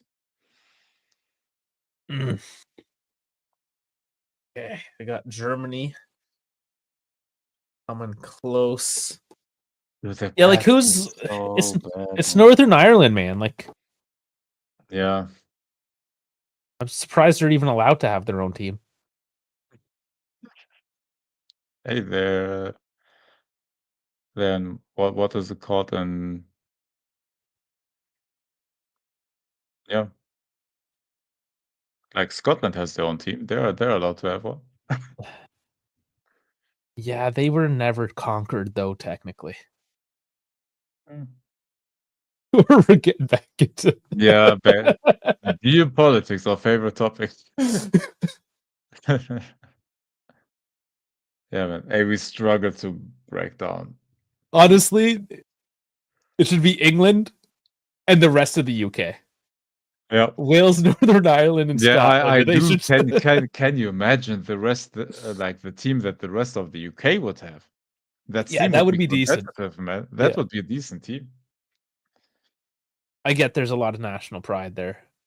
Yeah, of course. But And it they're would always legit, like, and just they're as a, always booing it when they play each other. oh yeah, local rivalry. But just as a tabletop exercise, that would be interesting. Like, again, just going FIFA, Yeah, if you can make a FIFA team of rest of the UK. yeah.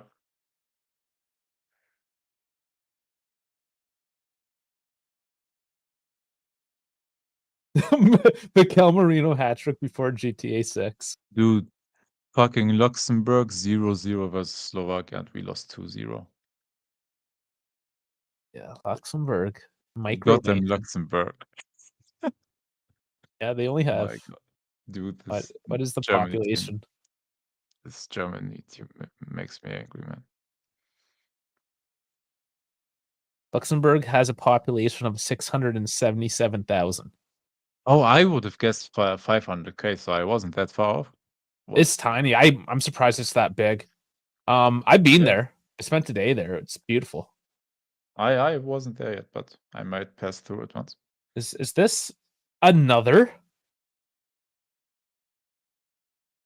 Is it Oh 6 my now? god. Is I it had it muted because I was watching the other game. Hold on. I'll be there in a minute or two. Oh my god. Oh my lord.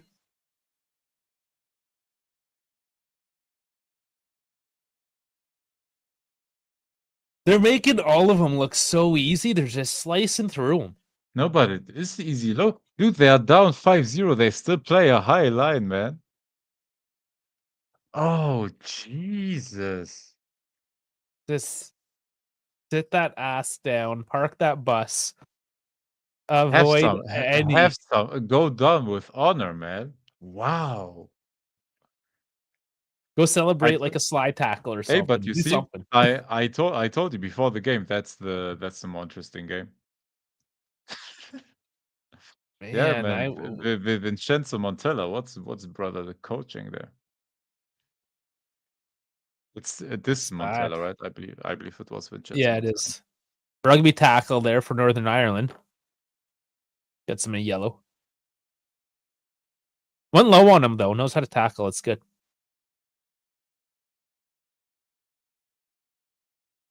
Yep. 30 people watching live. Welcome, everybody. Oh, Jesus! Another look. There was another look there. Okay, Germany's got half an hour though. They're gonna get something. Jesus, doesn't look like it.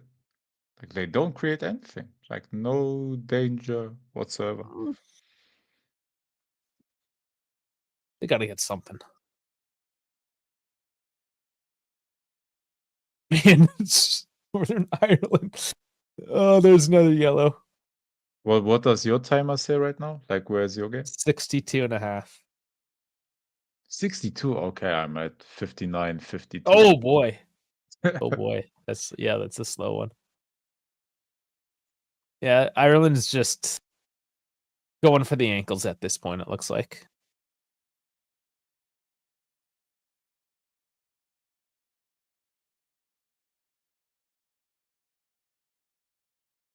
Would they fire Montella tomorrow after losing? Oh, I mean, Turkish teams and also national team are trigger happy. it is Spain though.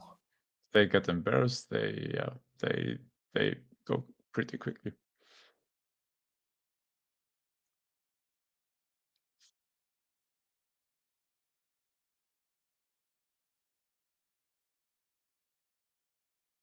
So weather's getting cooler again finally. And that means it's the Oso Bucos on Sunday afternoon or Sunday evening season. So I cooked that up this morning, got it stewing.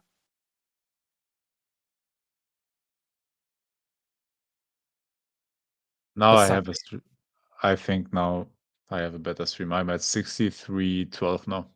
Okay. Is that closer to you? Yeah, you're a couple dozen seconds now away. Oh, Still good. Yeah, that's it's better. a That's bit better. closer. Yeah. No, Montella was already the coach for the Euros, right? Last year. Is it 5 games? I thought he coached the Euro campaign as well. Have to mob it. I'm just waiting for another Spanish goal here. It's gonna happen.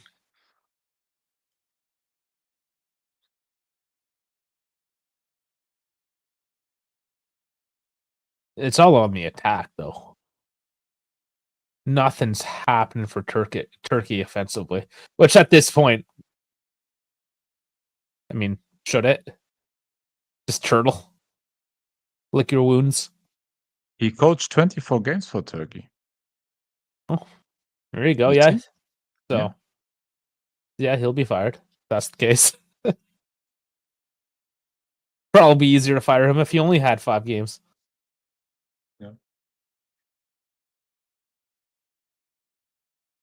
Oh, No, man. look, usually you don't go by a one-off game, right? Usually you don't do that. But the Turkish national teams, or the Turkish national team and overall, like in Türkiye, sorry, like the pride thing is big, man. And if you get embarrassed in the Turkish stadium, like by Spain, like this, that doesn't sit well with them.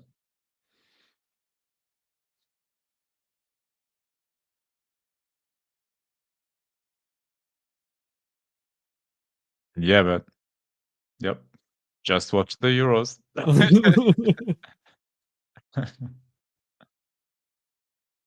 Yeah, you got to check the sources whenever you have that Google AI Yes. stuff. It does give you links on it, so you can check out the actual link.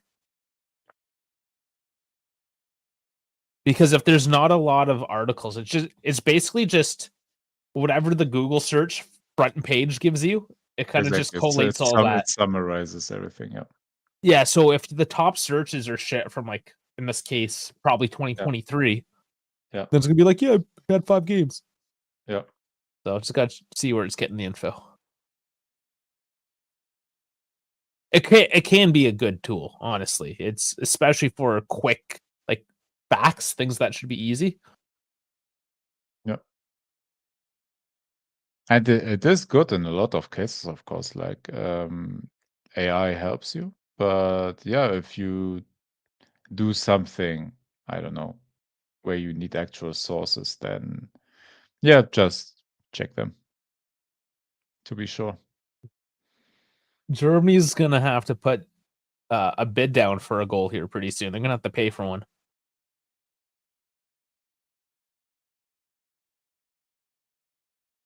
Arda Guler getting spoken to.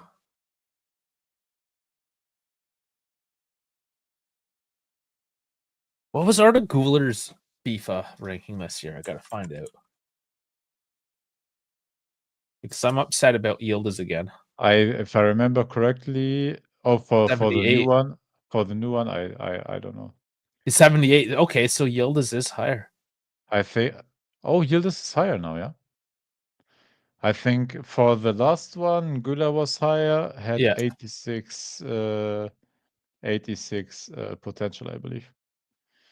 If I remember correctly. No, I have Arda Guler in my save because he was better than Yildiz. So I swapped him and I have him at a 92. Yeah, they overperform their potential, but I believe they give you still like a potential that you get during their prime, I believe. Yeah, you can overshoot. So no change. He was 78 last year as well. Whereas Sorry. Yildiz was Yeah, 70. Yeah. Okay. Finally. Minus I have the upgraded ones from July 17th. Güler had a 79 there and 88 potential. Hey, pay attention. Oh my god. Oh my god. I'm scared. Oh no, my stream is lagging. Oh no, Chrome's Oh lagging. no. Oh no. shit. Oh no, man. Well, what is happening, bro? I'm just gonna let it stew. Oh shit. Oh my god. Gonna have to Will take a minute. refresh. It will take a minute until my stream is back. Oh god, I'm scared, man. I watch FODMAP and spoil me.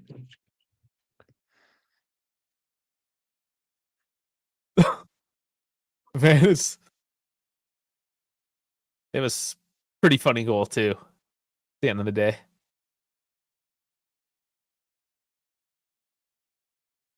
Oh my god. I watch FODMAP. I can't. I'm scared. I'm fucking scared. I like messing with you a bit here. Oh, the guy's got the old school jersey. It's 2-1 for Germany. It's 2-1 for. Oh my god. Oh, and America just got subbed on. Now I hope I see the goal. Yeah. What do you think of this Germany jersey? It's plain. Too plain? I mean, I get it. It's nice. They're just going old school with it. Yeah. That is I like the '90s one that Buddy, the old dude, was wearing. Yeah.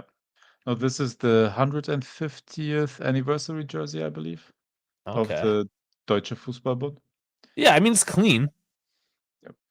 But it doesn't invoke anything special for me. Like I don't have an emotional connection to the German national team. Yeah. No, it's a plain white jersey.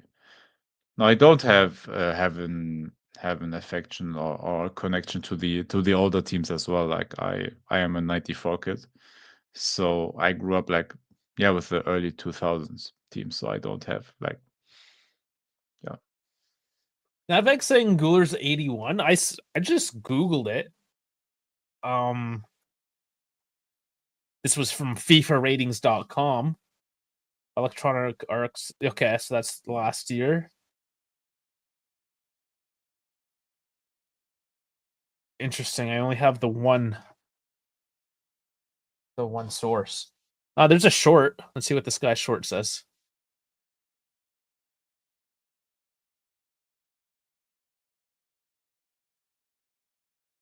It's in a foreign language. Show me what it is. I don't know. He didn't actually reveal it, and it's in a foreign language. I don't know what it said. This guy English?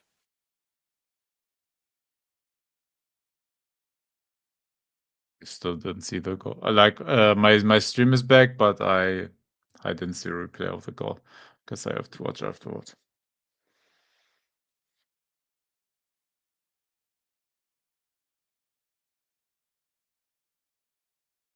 Yeah, I don't know. P4 and P6 is horrible for Ferrari, especially at Monza. I'm sorry, but it's not a good result.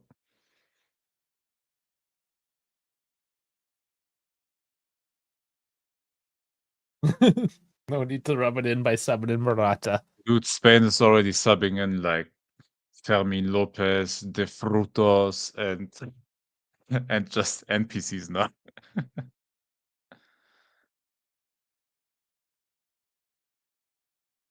Oh, jeez. He goes to the Premier League and then he just starts showing off, eh? I see.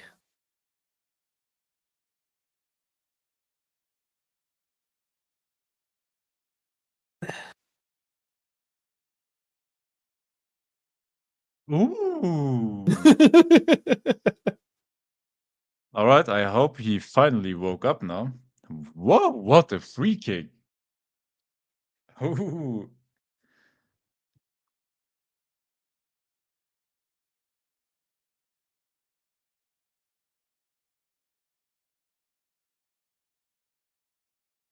So 3-1. That's more what you would expect a scoreline to look like in Germany. My God, just win the damn game. I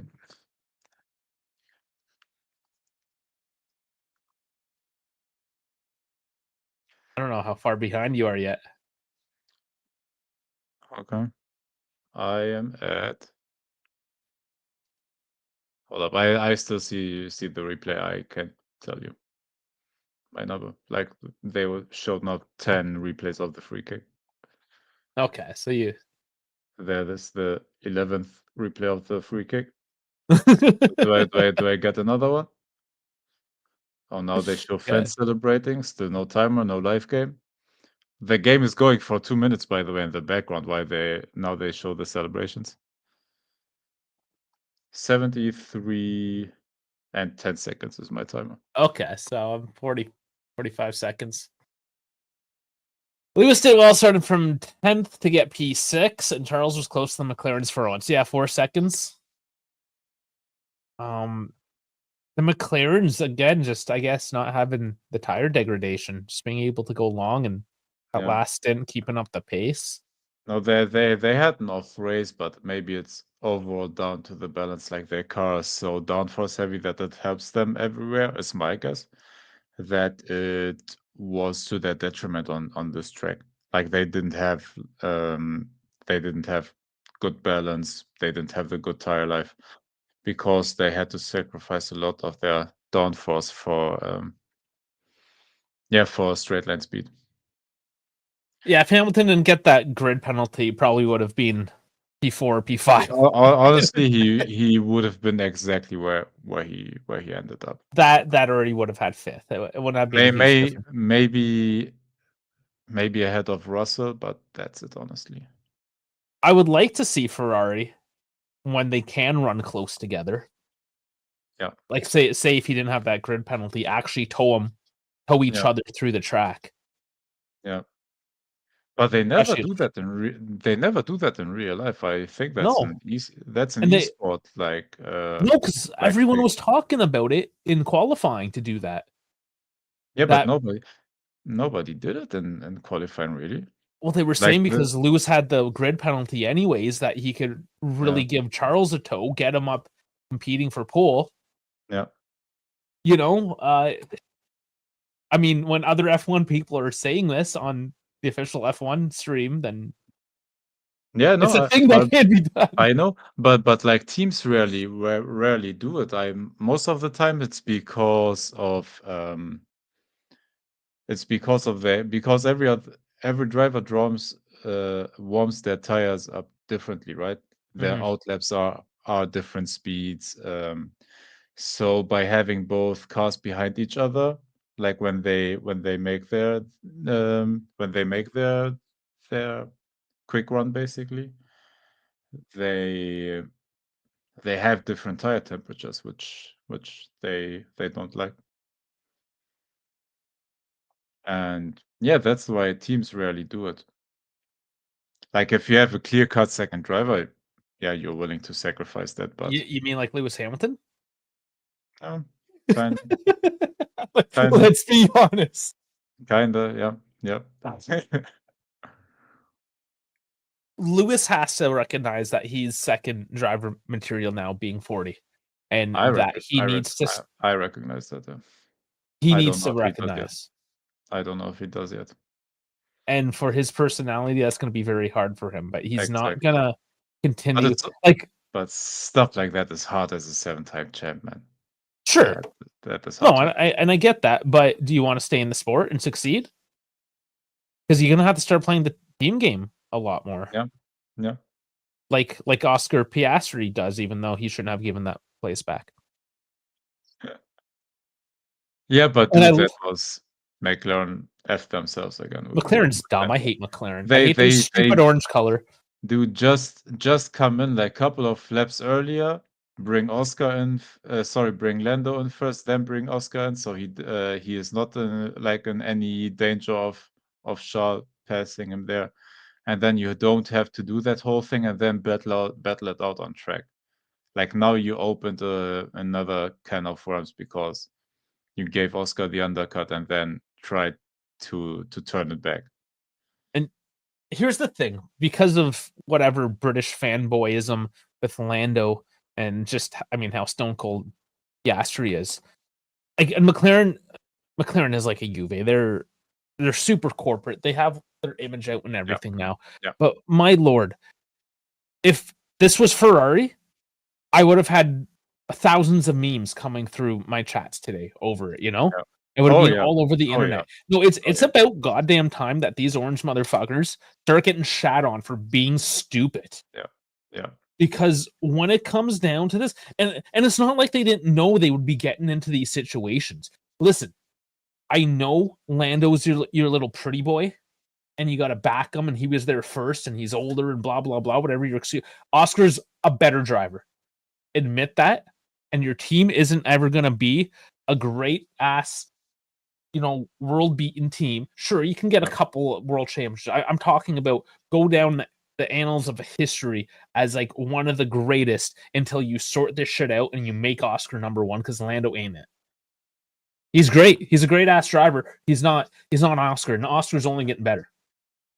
I honestly think right now they are pretty fairly matched. I think Lando on his day can be better than Piastri, but Piastri has that great baseline. And Lando's up and down on a race-to-race basis. That's the issue, I think. Yes, Piastri has less experience though, right? And that's what I'm saying. Like his trajectory No, is going to overtake. I agree. No, but I think they are still like fairly closely matched. So I understand that it's hard to make a decision who your number one or your number two drivers, because they are honestly very, very close in terms of performance. You let it play out. It doesn't matter. And maybe they care a little bit what happened last week because the engine blew up. But I mean that shit just happens. If the racing gods or whoever don't want to hand it to Lando this year, McLaren interjecting, because Charles was only 4 seconds off the pace. Yeah. If there was an issue with them swapping positions and maybe Piastri got close enough that they were fighting and losing time, you now put the entire team in a situation. Yeah. Like if there was contact there, I mean, what do you do now? Yeah, no, I get that. That was an unnecessary risk. So what I'm arguing is, dude, why the hell did you keep it that look, we know like Max came in early, right? And he made all the time up already. And they stayed out in hope of the safety car. But the moment you realize, okay, there's no safety car and he already closed the safety car gap down, why don't you come into the pits immediately? Instead of keeping the cars up there so that Charles on his new tires makes time up, and now you are in fear of if you have a bad pit stop falling behind him. Just don't keep the cars out that long. And that's why they had to do the undercut on Norris with Oscar.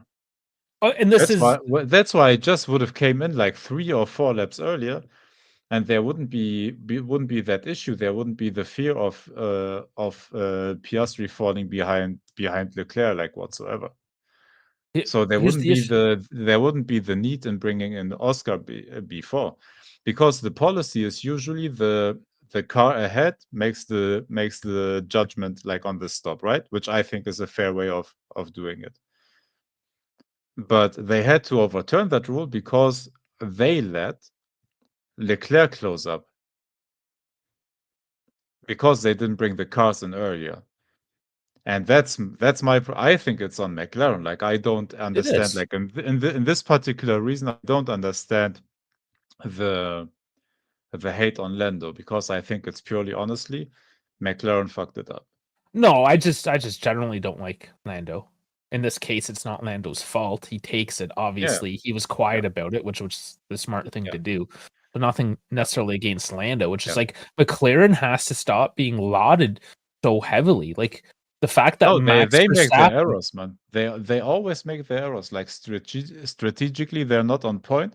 And if Max had a half decent car where he would have challenged for more wins, like it would have bitten them in the ass already. It's a team sport because they are so overwhelmingly quicker than everybody.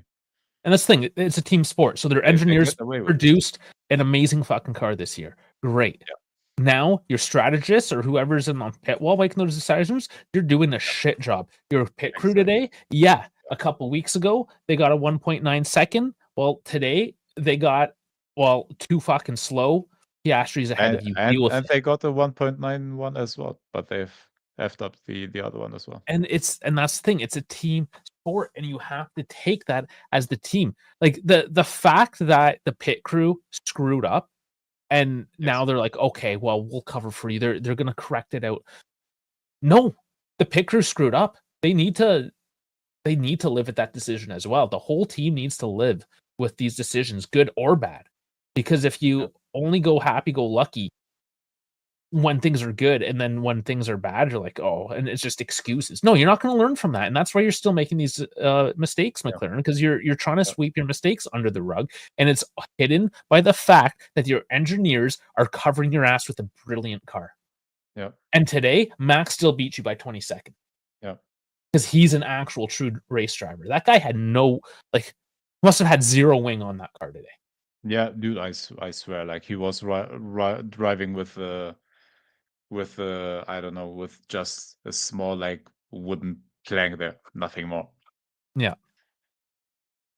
So screw McLaren. I'm not a fan of them at all. I think their orange is obnoxious.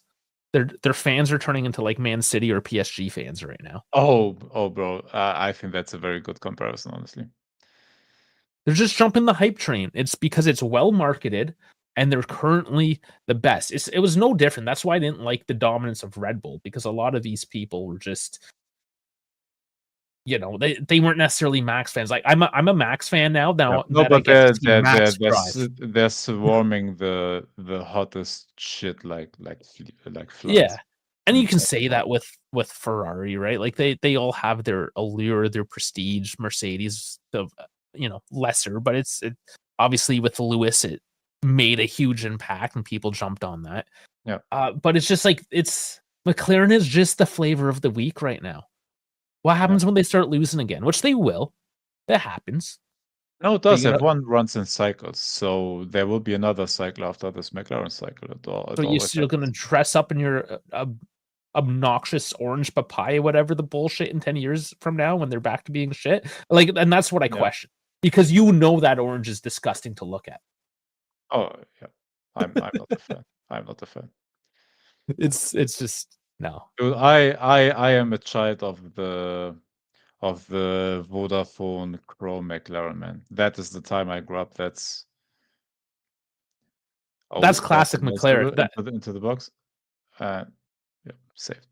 And that's classic McLaren, right? It's just now in the era, and you can't even completely blame McLaren. They're just jumping on the hype train, doing the business. By the way, that's how I became a McLaren fan at that point. I think I told the story multiple times, but we had a big ass Mercedes dealership over, I believe, like it was 5 levels, and it was one of the biggest in Germany. And we went there like every race weekend and watched the race there, there on a cinema screen, like in that dealership. And that's how I at that point became a McLaren fan during the Häkkinen times, and then.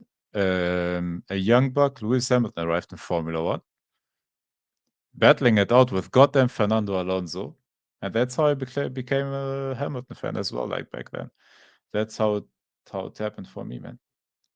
And yeah, this McLaren is of course like nothing like that McLaren. Just as this Ferrari is not that Ferrari back then because he lost all of those characters. But Ferrari will always be Ferrari in the end. Like the brand will be what it is. It will always have the allure. Sure. Whether they are winning or not. Like Ferrari will always have a core of fans be behind it. But right now, who are the people that are hungry, who want it, right? You see Max obviously fighting like some of his overtakes this year. Charles last weekend, for instance, before he got trashed out, like the overtake on George. Now, yes, he can. Was it legal? We don't know. But immediately after what happens, George Russell, oh, it's not allowed, the rules, blah, blah. Shut up and race. There's only a couple actual people that are racing anymore. So I'm going to say Max, Charles, to a point. Some of the young guys like Hadjar's getting into it. Sure. Obviously you got your Alonsos. But like, where's the fight in the sport? Everyone just wants like a by the book clean overtake these days. And even when Piastri and Norris do it, they have like a whole press conference apologizing that they made contact. No. You guys aren't racers. Well, I think Piastri is still. Piastri he just has that stone cold face. I agree. Yeah. But like, and this is why Ravindra saying it doesn't give me Lando doesn't give off champions vibes. He doesn't know because he's a fembot. He's an AI algorithm. He's just like he's a Backstreet Boy. You know, he's molded to be a certain character to sell him. Yes, he's a great race car driver. He's got a great team and a great car behind him. But at the end of the day, he's Justin Timberlake of F1. You know, Yep. like he's manufactured. But honestly, I think still the hate on him is a bit overblown. Because look, that image where he was the young guy and being all smiles and everything, I think that like he changed from that like 2 years ago or whatever. I think the issue is that the fans have become that toxic and are so extremely attached to him as a character, where there is no room for criticism whatsoever. I think everybody should be able to get criticized, but that is hard in his case. It's bigger than that. I think it is. Maybe not the random person on Twitter, but who are all the same people? Lando Norris, Lewis Hamilton, George Russell, all British, all whine when they don't get their way, and all pandered by the British media. They're all manufactured to be this way. That's the problem. That's why I dislike Lando. It's also why I dislike George Russell and don't like Lewis Hamilton, really, even though I think he's got more going for him than the other two. Because they're manufactured. They are the Backstreet Boys. At least you give me that for Hamilton. Well, he has done shit. I'm not going to take away what he's done and earned in his life. But like, I'll just go back to the time when he was complaining when the FBI is like, "Oh, well, you can't wear your jewelry." In what sport can you wear your jewelry? I know, but that was not just for the jewelry. They hated everything that Mohammed bin Sulayem brought into F1, like and tried to like that was not just that case. They tried to make it a broad issue that he tried to clamp down everything, and overall, like more rules were established in racing that made it harder to understand the actual racing rules because they were covering overcracks and all of that stuff. Like that was a more like broader topic than just the jewelry. And it goes back to that thing, like, when are you an activist and when are you an athlete? And yes, you can be both, but you also have to just, I mean, pick your it just seems ill-placed. Like it doesn't land. And that's with any sort of protest against anything. Is your message being portrayed? Because if you have an issue against the larger FIA, whining about your earrings, sorry, dude, don't care, not listening. You got to know how to attack the issue. And the problem is he can bitch and whine and moan because his compatriot media, the British media, will pander to that. So it's one of those things, they're kind of molded to be this way because they're encouraged to be this way because it's what gets the media attention. And they're F1 drivers. They're attention whores. They want the attention. So of course they're going to do it. Like it's all manufactured. This is why they're the Backstreet Boys. Oh, they have the drivers have big egos. They want to profit off of their image. So yeah, they want to be like big characters and be portrayed as such as well. And the only person who isn't is Lance Stroll, funny enough. And last weekend, but he basically left a question. Yeah, but he's also a shit driver. Oh, he is. But, you know, he leaves the question half answered and walks away. And then he gets in shit for doing that, right? Just on the opposite end of the spectrum. But, you know. Yeah. So the Spain game is over anyways, 6-1 or 6-0, sorry. This Germany game's almost done. Yeah. I'm just happy we that we win this damn match. We have to regroup and find other lineups and try some other stuff, man. Keep Like tinkering. this isn't it. Wins a win. Win, Going win back. is a win.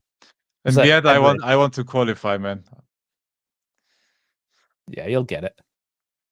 Jeff saying go Bucks. The NFL is back. Bucks did win against the Falcons, 23-20. I had to look that up because I did not care about the Bucks at all. Made it that close with the Falcons. Wow. They beat the Falcons. Yeah, I know, but sorry, let the Falcons be that close. Oh, for the Falcons. I thought the Falcons that bad? No. Yeah. I thought the Bucks were bad. No, the Bucks are decent. Okay. The Bucks are. Oh, I accidentally lowered my seat. No, the Bucks are one of the better teams in the NFC. Okay. I'm still learning. Green Bay is leading versus Detroit. Yeah, Dash. Yeah, I'm sure I'm gonna watch NFL after this one as well. It was just football right now was more important to me. Germany game's over as well, so that is donezo. Dunzo. And yes, Ravindra. I hope I'm saying that right. That is the Lego Technics Ferrari behind me. Yes. A beauty. Yeah. I'll put the lights on. The batteries run out after a few hours, so I'm gonna try to find a way to hardwire it in. Just 3 AA's, so yeah. Sure, I'm sure I can figure something out. Yes, sir. But yeah, I mean that was just that was a rando. I'm impressed that nobody. I always say that, and then it always happens. The Bengals beat the Browns by just at least they won, right? The Bengals were famous for losing like 3 of their first games. Won by a point. The Browns are just lost to the Colts 33-8. You know the Browns are just the Bengals without the stripes. What did I miss? And both are from Ohio, Cincinnati and Cleveland. You know, I never put that together. It's those cities like Cincinnati and Cleveland. You don't even think about where they actually exist in the world because you just don't actually care.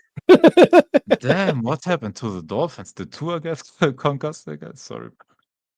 Oh, damn. Where are we? Jesus. And Cowboys, Eagles won, of course, to the Cowboys. That's close for shitty Cowboys. That's one I was just happy that the Eagles won it. Did he get up for that one or stay up? Yeah, I slept after the first quarter. missed the rest of it, but I caught up the day after. Yeah, I think Damn, I'm gonna stay up for Ravens Bills at 2:20 a.m. for sure. I'm gonna watch that, or I get up for it again. You're nuts. And otherwise, do I watch? I don't know. The Lions versus Packers should be interesting to watch as well. Houston versus the Rams, that's interesting.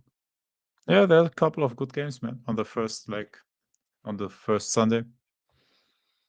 And Chiefs lost to the Chargers, so they are 0-1. This is the comment of the stream. Lando is from the same city as me, so I wish I liked him, but I just really don't. I just really don't. Love it. No, honestly, I don't care like which one of the McLaren drivers wins the title because they are for me both dumb and dumber. You don't like Oscar, eh? No, I don't hate like either of them. It's just I don't have a specific love for any of them. That's the great thing about Oscar. He doesn't give a fuck what you think. Yeah. Right. And that's why I like him. He just doesn't care. Yeah. He's just a good race driver, and he goes race car driving. Yeah. No, the thing for me is both do their mistakes, both fuck up their starts, both gave up like unnecessary like positions to the other drivers. Lando with his dumb crash in Canada that cost him, was it the second place where he tried to overtake Oscar and just crashed and DNF'd? Yeah, I think so. And like Oscar had couple of moments where he almost like crashed into Lando and just like last 100th of the second made the car stop before he hit him from behind. So Man, both of them, in my opinion, are not deserving because with the car they have, they drive like it's atrocious how they drive, man. Yeah. Well, we saw how they drove when they didn't have a good car. Yeah. So, I mean, is what it is. It's gonna be one of them, like by default. So, yeah, When's our next race, anyways? 2 weeks, Azerbaijan, Azerbaijan, and September then 21st. another break, and then we are already at Singapore, and that's the last stretch. Yep, that's it. I don't know if Lando. You don't decline. You just take it. I don't know. That's splitting hairs because if he's gonna slow down No, and you don't take it, but what respect to what Oscar said. He said, "Yeah, if I lose the championship by these points, I'm not gonna regret." Like he at least like said the right thing, because in the end, like it's still a team sport, and he took that like a champ, honestly. yeah. Listen, That's he's at least not what he's he not said. dumb. He understood the situation. Yeah, of course. And I bet the PR manager told him that as well. I bet he didn't like this situation, No, but yeah, in the end, but, like he took it pretty good. but he's a Backstreet Boy. He's gonna do what the puppet strings tell him to. Damn, Dave, still 31 people watching us waffling about F1, man. Yeah, I don't I'm even. not I don't even know. I'm not used to these numbers in a stream like this where we don't talk anything like Juventus regarded. Oh Well, man. nothing. There is no Juventus stuff to talk about. What am I gonna do? Drone on about like literally? There's literally nothing. Yeah, man. Transfer window's over. We are in the midst of the season now. First international break. There's literally nothing, man. Well, look, this came But in an hey, hour ago. but hey, Dave did a video on the tactical possibilities on the lineup, so we are able to play now with the players we have. So Yeah, what's that? yeah. I realized it was in the comments. 343. I didn't cover that one. It's similar enough, but I mean that was the whole point. There was so much to really talk about that there's going to be more to talk about in the comments. I did a full hour, and I mean, how many more possibilities could we have even gone on about? So, yeah, that was a good one. That was fun. Went live with that so people could interact and tell me if I was off my rocker or give me different ideas. So that was a good one. But tomorrow at 5 p.m. Eastern, I will be releasing. It's the FC26 ratings. I kind of just give you my opinions on them and what I think, and Yep. rant a little bit about a certain player. You'll figure that out once you watch it. That's coming up tomorrow. Yes, sir. Otherwise, Juve Essentials for Thursday. Yeah. I should actually be around. I've booked. I've made a hole in my schedule to be here Thursday evening. Ooh. Oh, so Yes. you're here with us, yeah? Yes, I've Nice. made some holes. Nice. So- Hey yo. yeah, so that's what's coming up, guys. I see as well the X. It's a good thing I've decided to stream here on X because that's bringing in more people. So, however you like to watch us, I don't care. It's all good. But if you want to get in the comments, that you're gonna have to do that on the YouTube. So don't Yep. be shy. Like and subscribe over there or follow on X. And you've Essentials should be a good one because we play Inter next, so that's Yes, a game correct. worth talking about.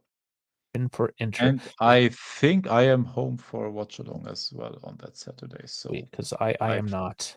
I think let's not make me promise it early, but I think I can do that. Okay, no promises. I gotta work though, which sucks. Yes, sir. I have to work next weekend and then 2 more weekends after that. What other games do we have on that weekend? Hold up, maybe I can talk some other fun stuff as well. Hold up. I won't be able to on Friday, so let's forget Friday. But Saturday we have top game of the second Bundesliga, Hannover versus Hertha, if anyone is interested, but I guess not. To say maybe not. So Premier League, is there something interesting for Saturday? Arsenal Forest, maybe. No. Honestly, Juventus Inter is That's I'm interesting. That's that's hard the to one. find a bigger game than that on a weekend. That's the one, yeah.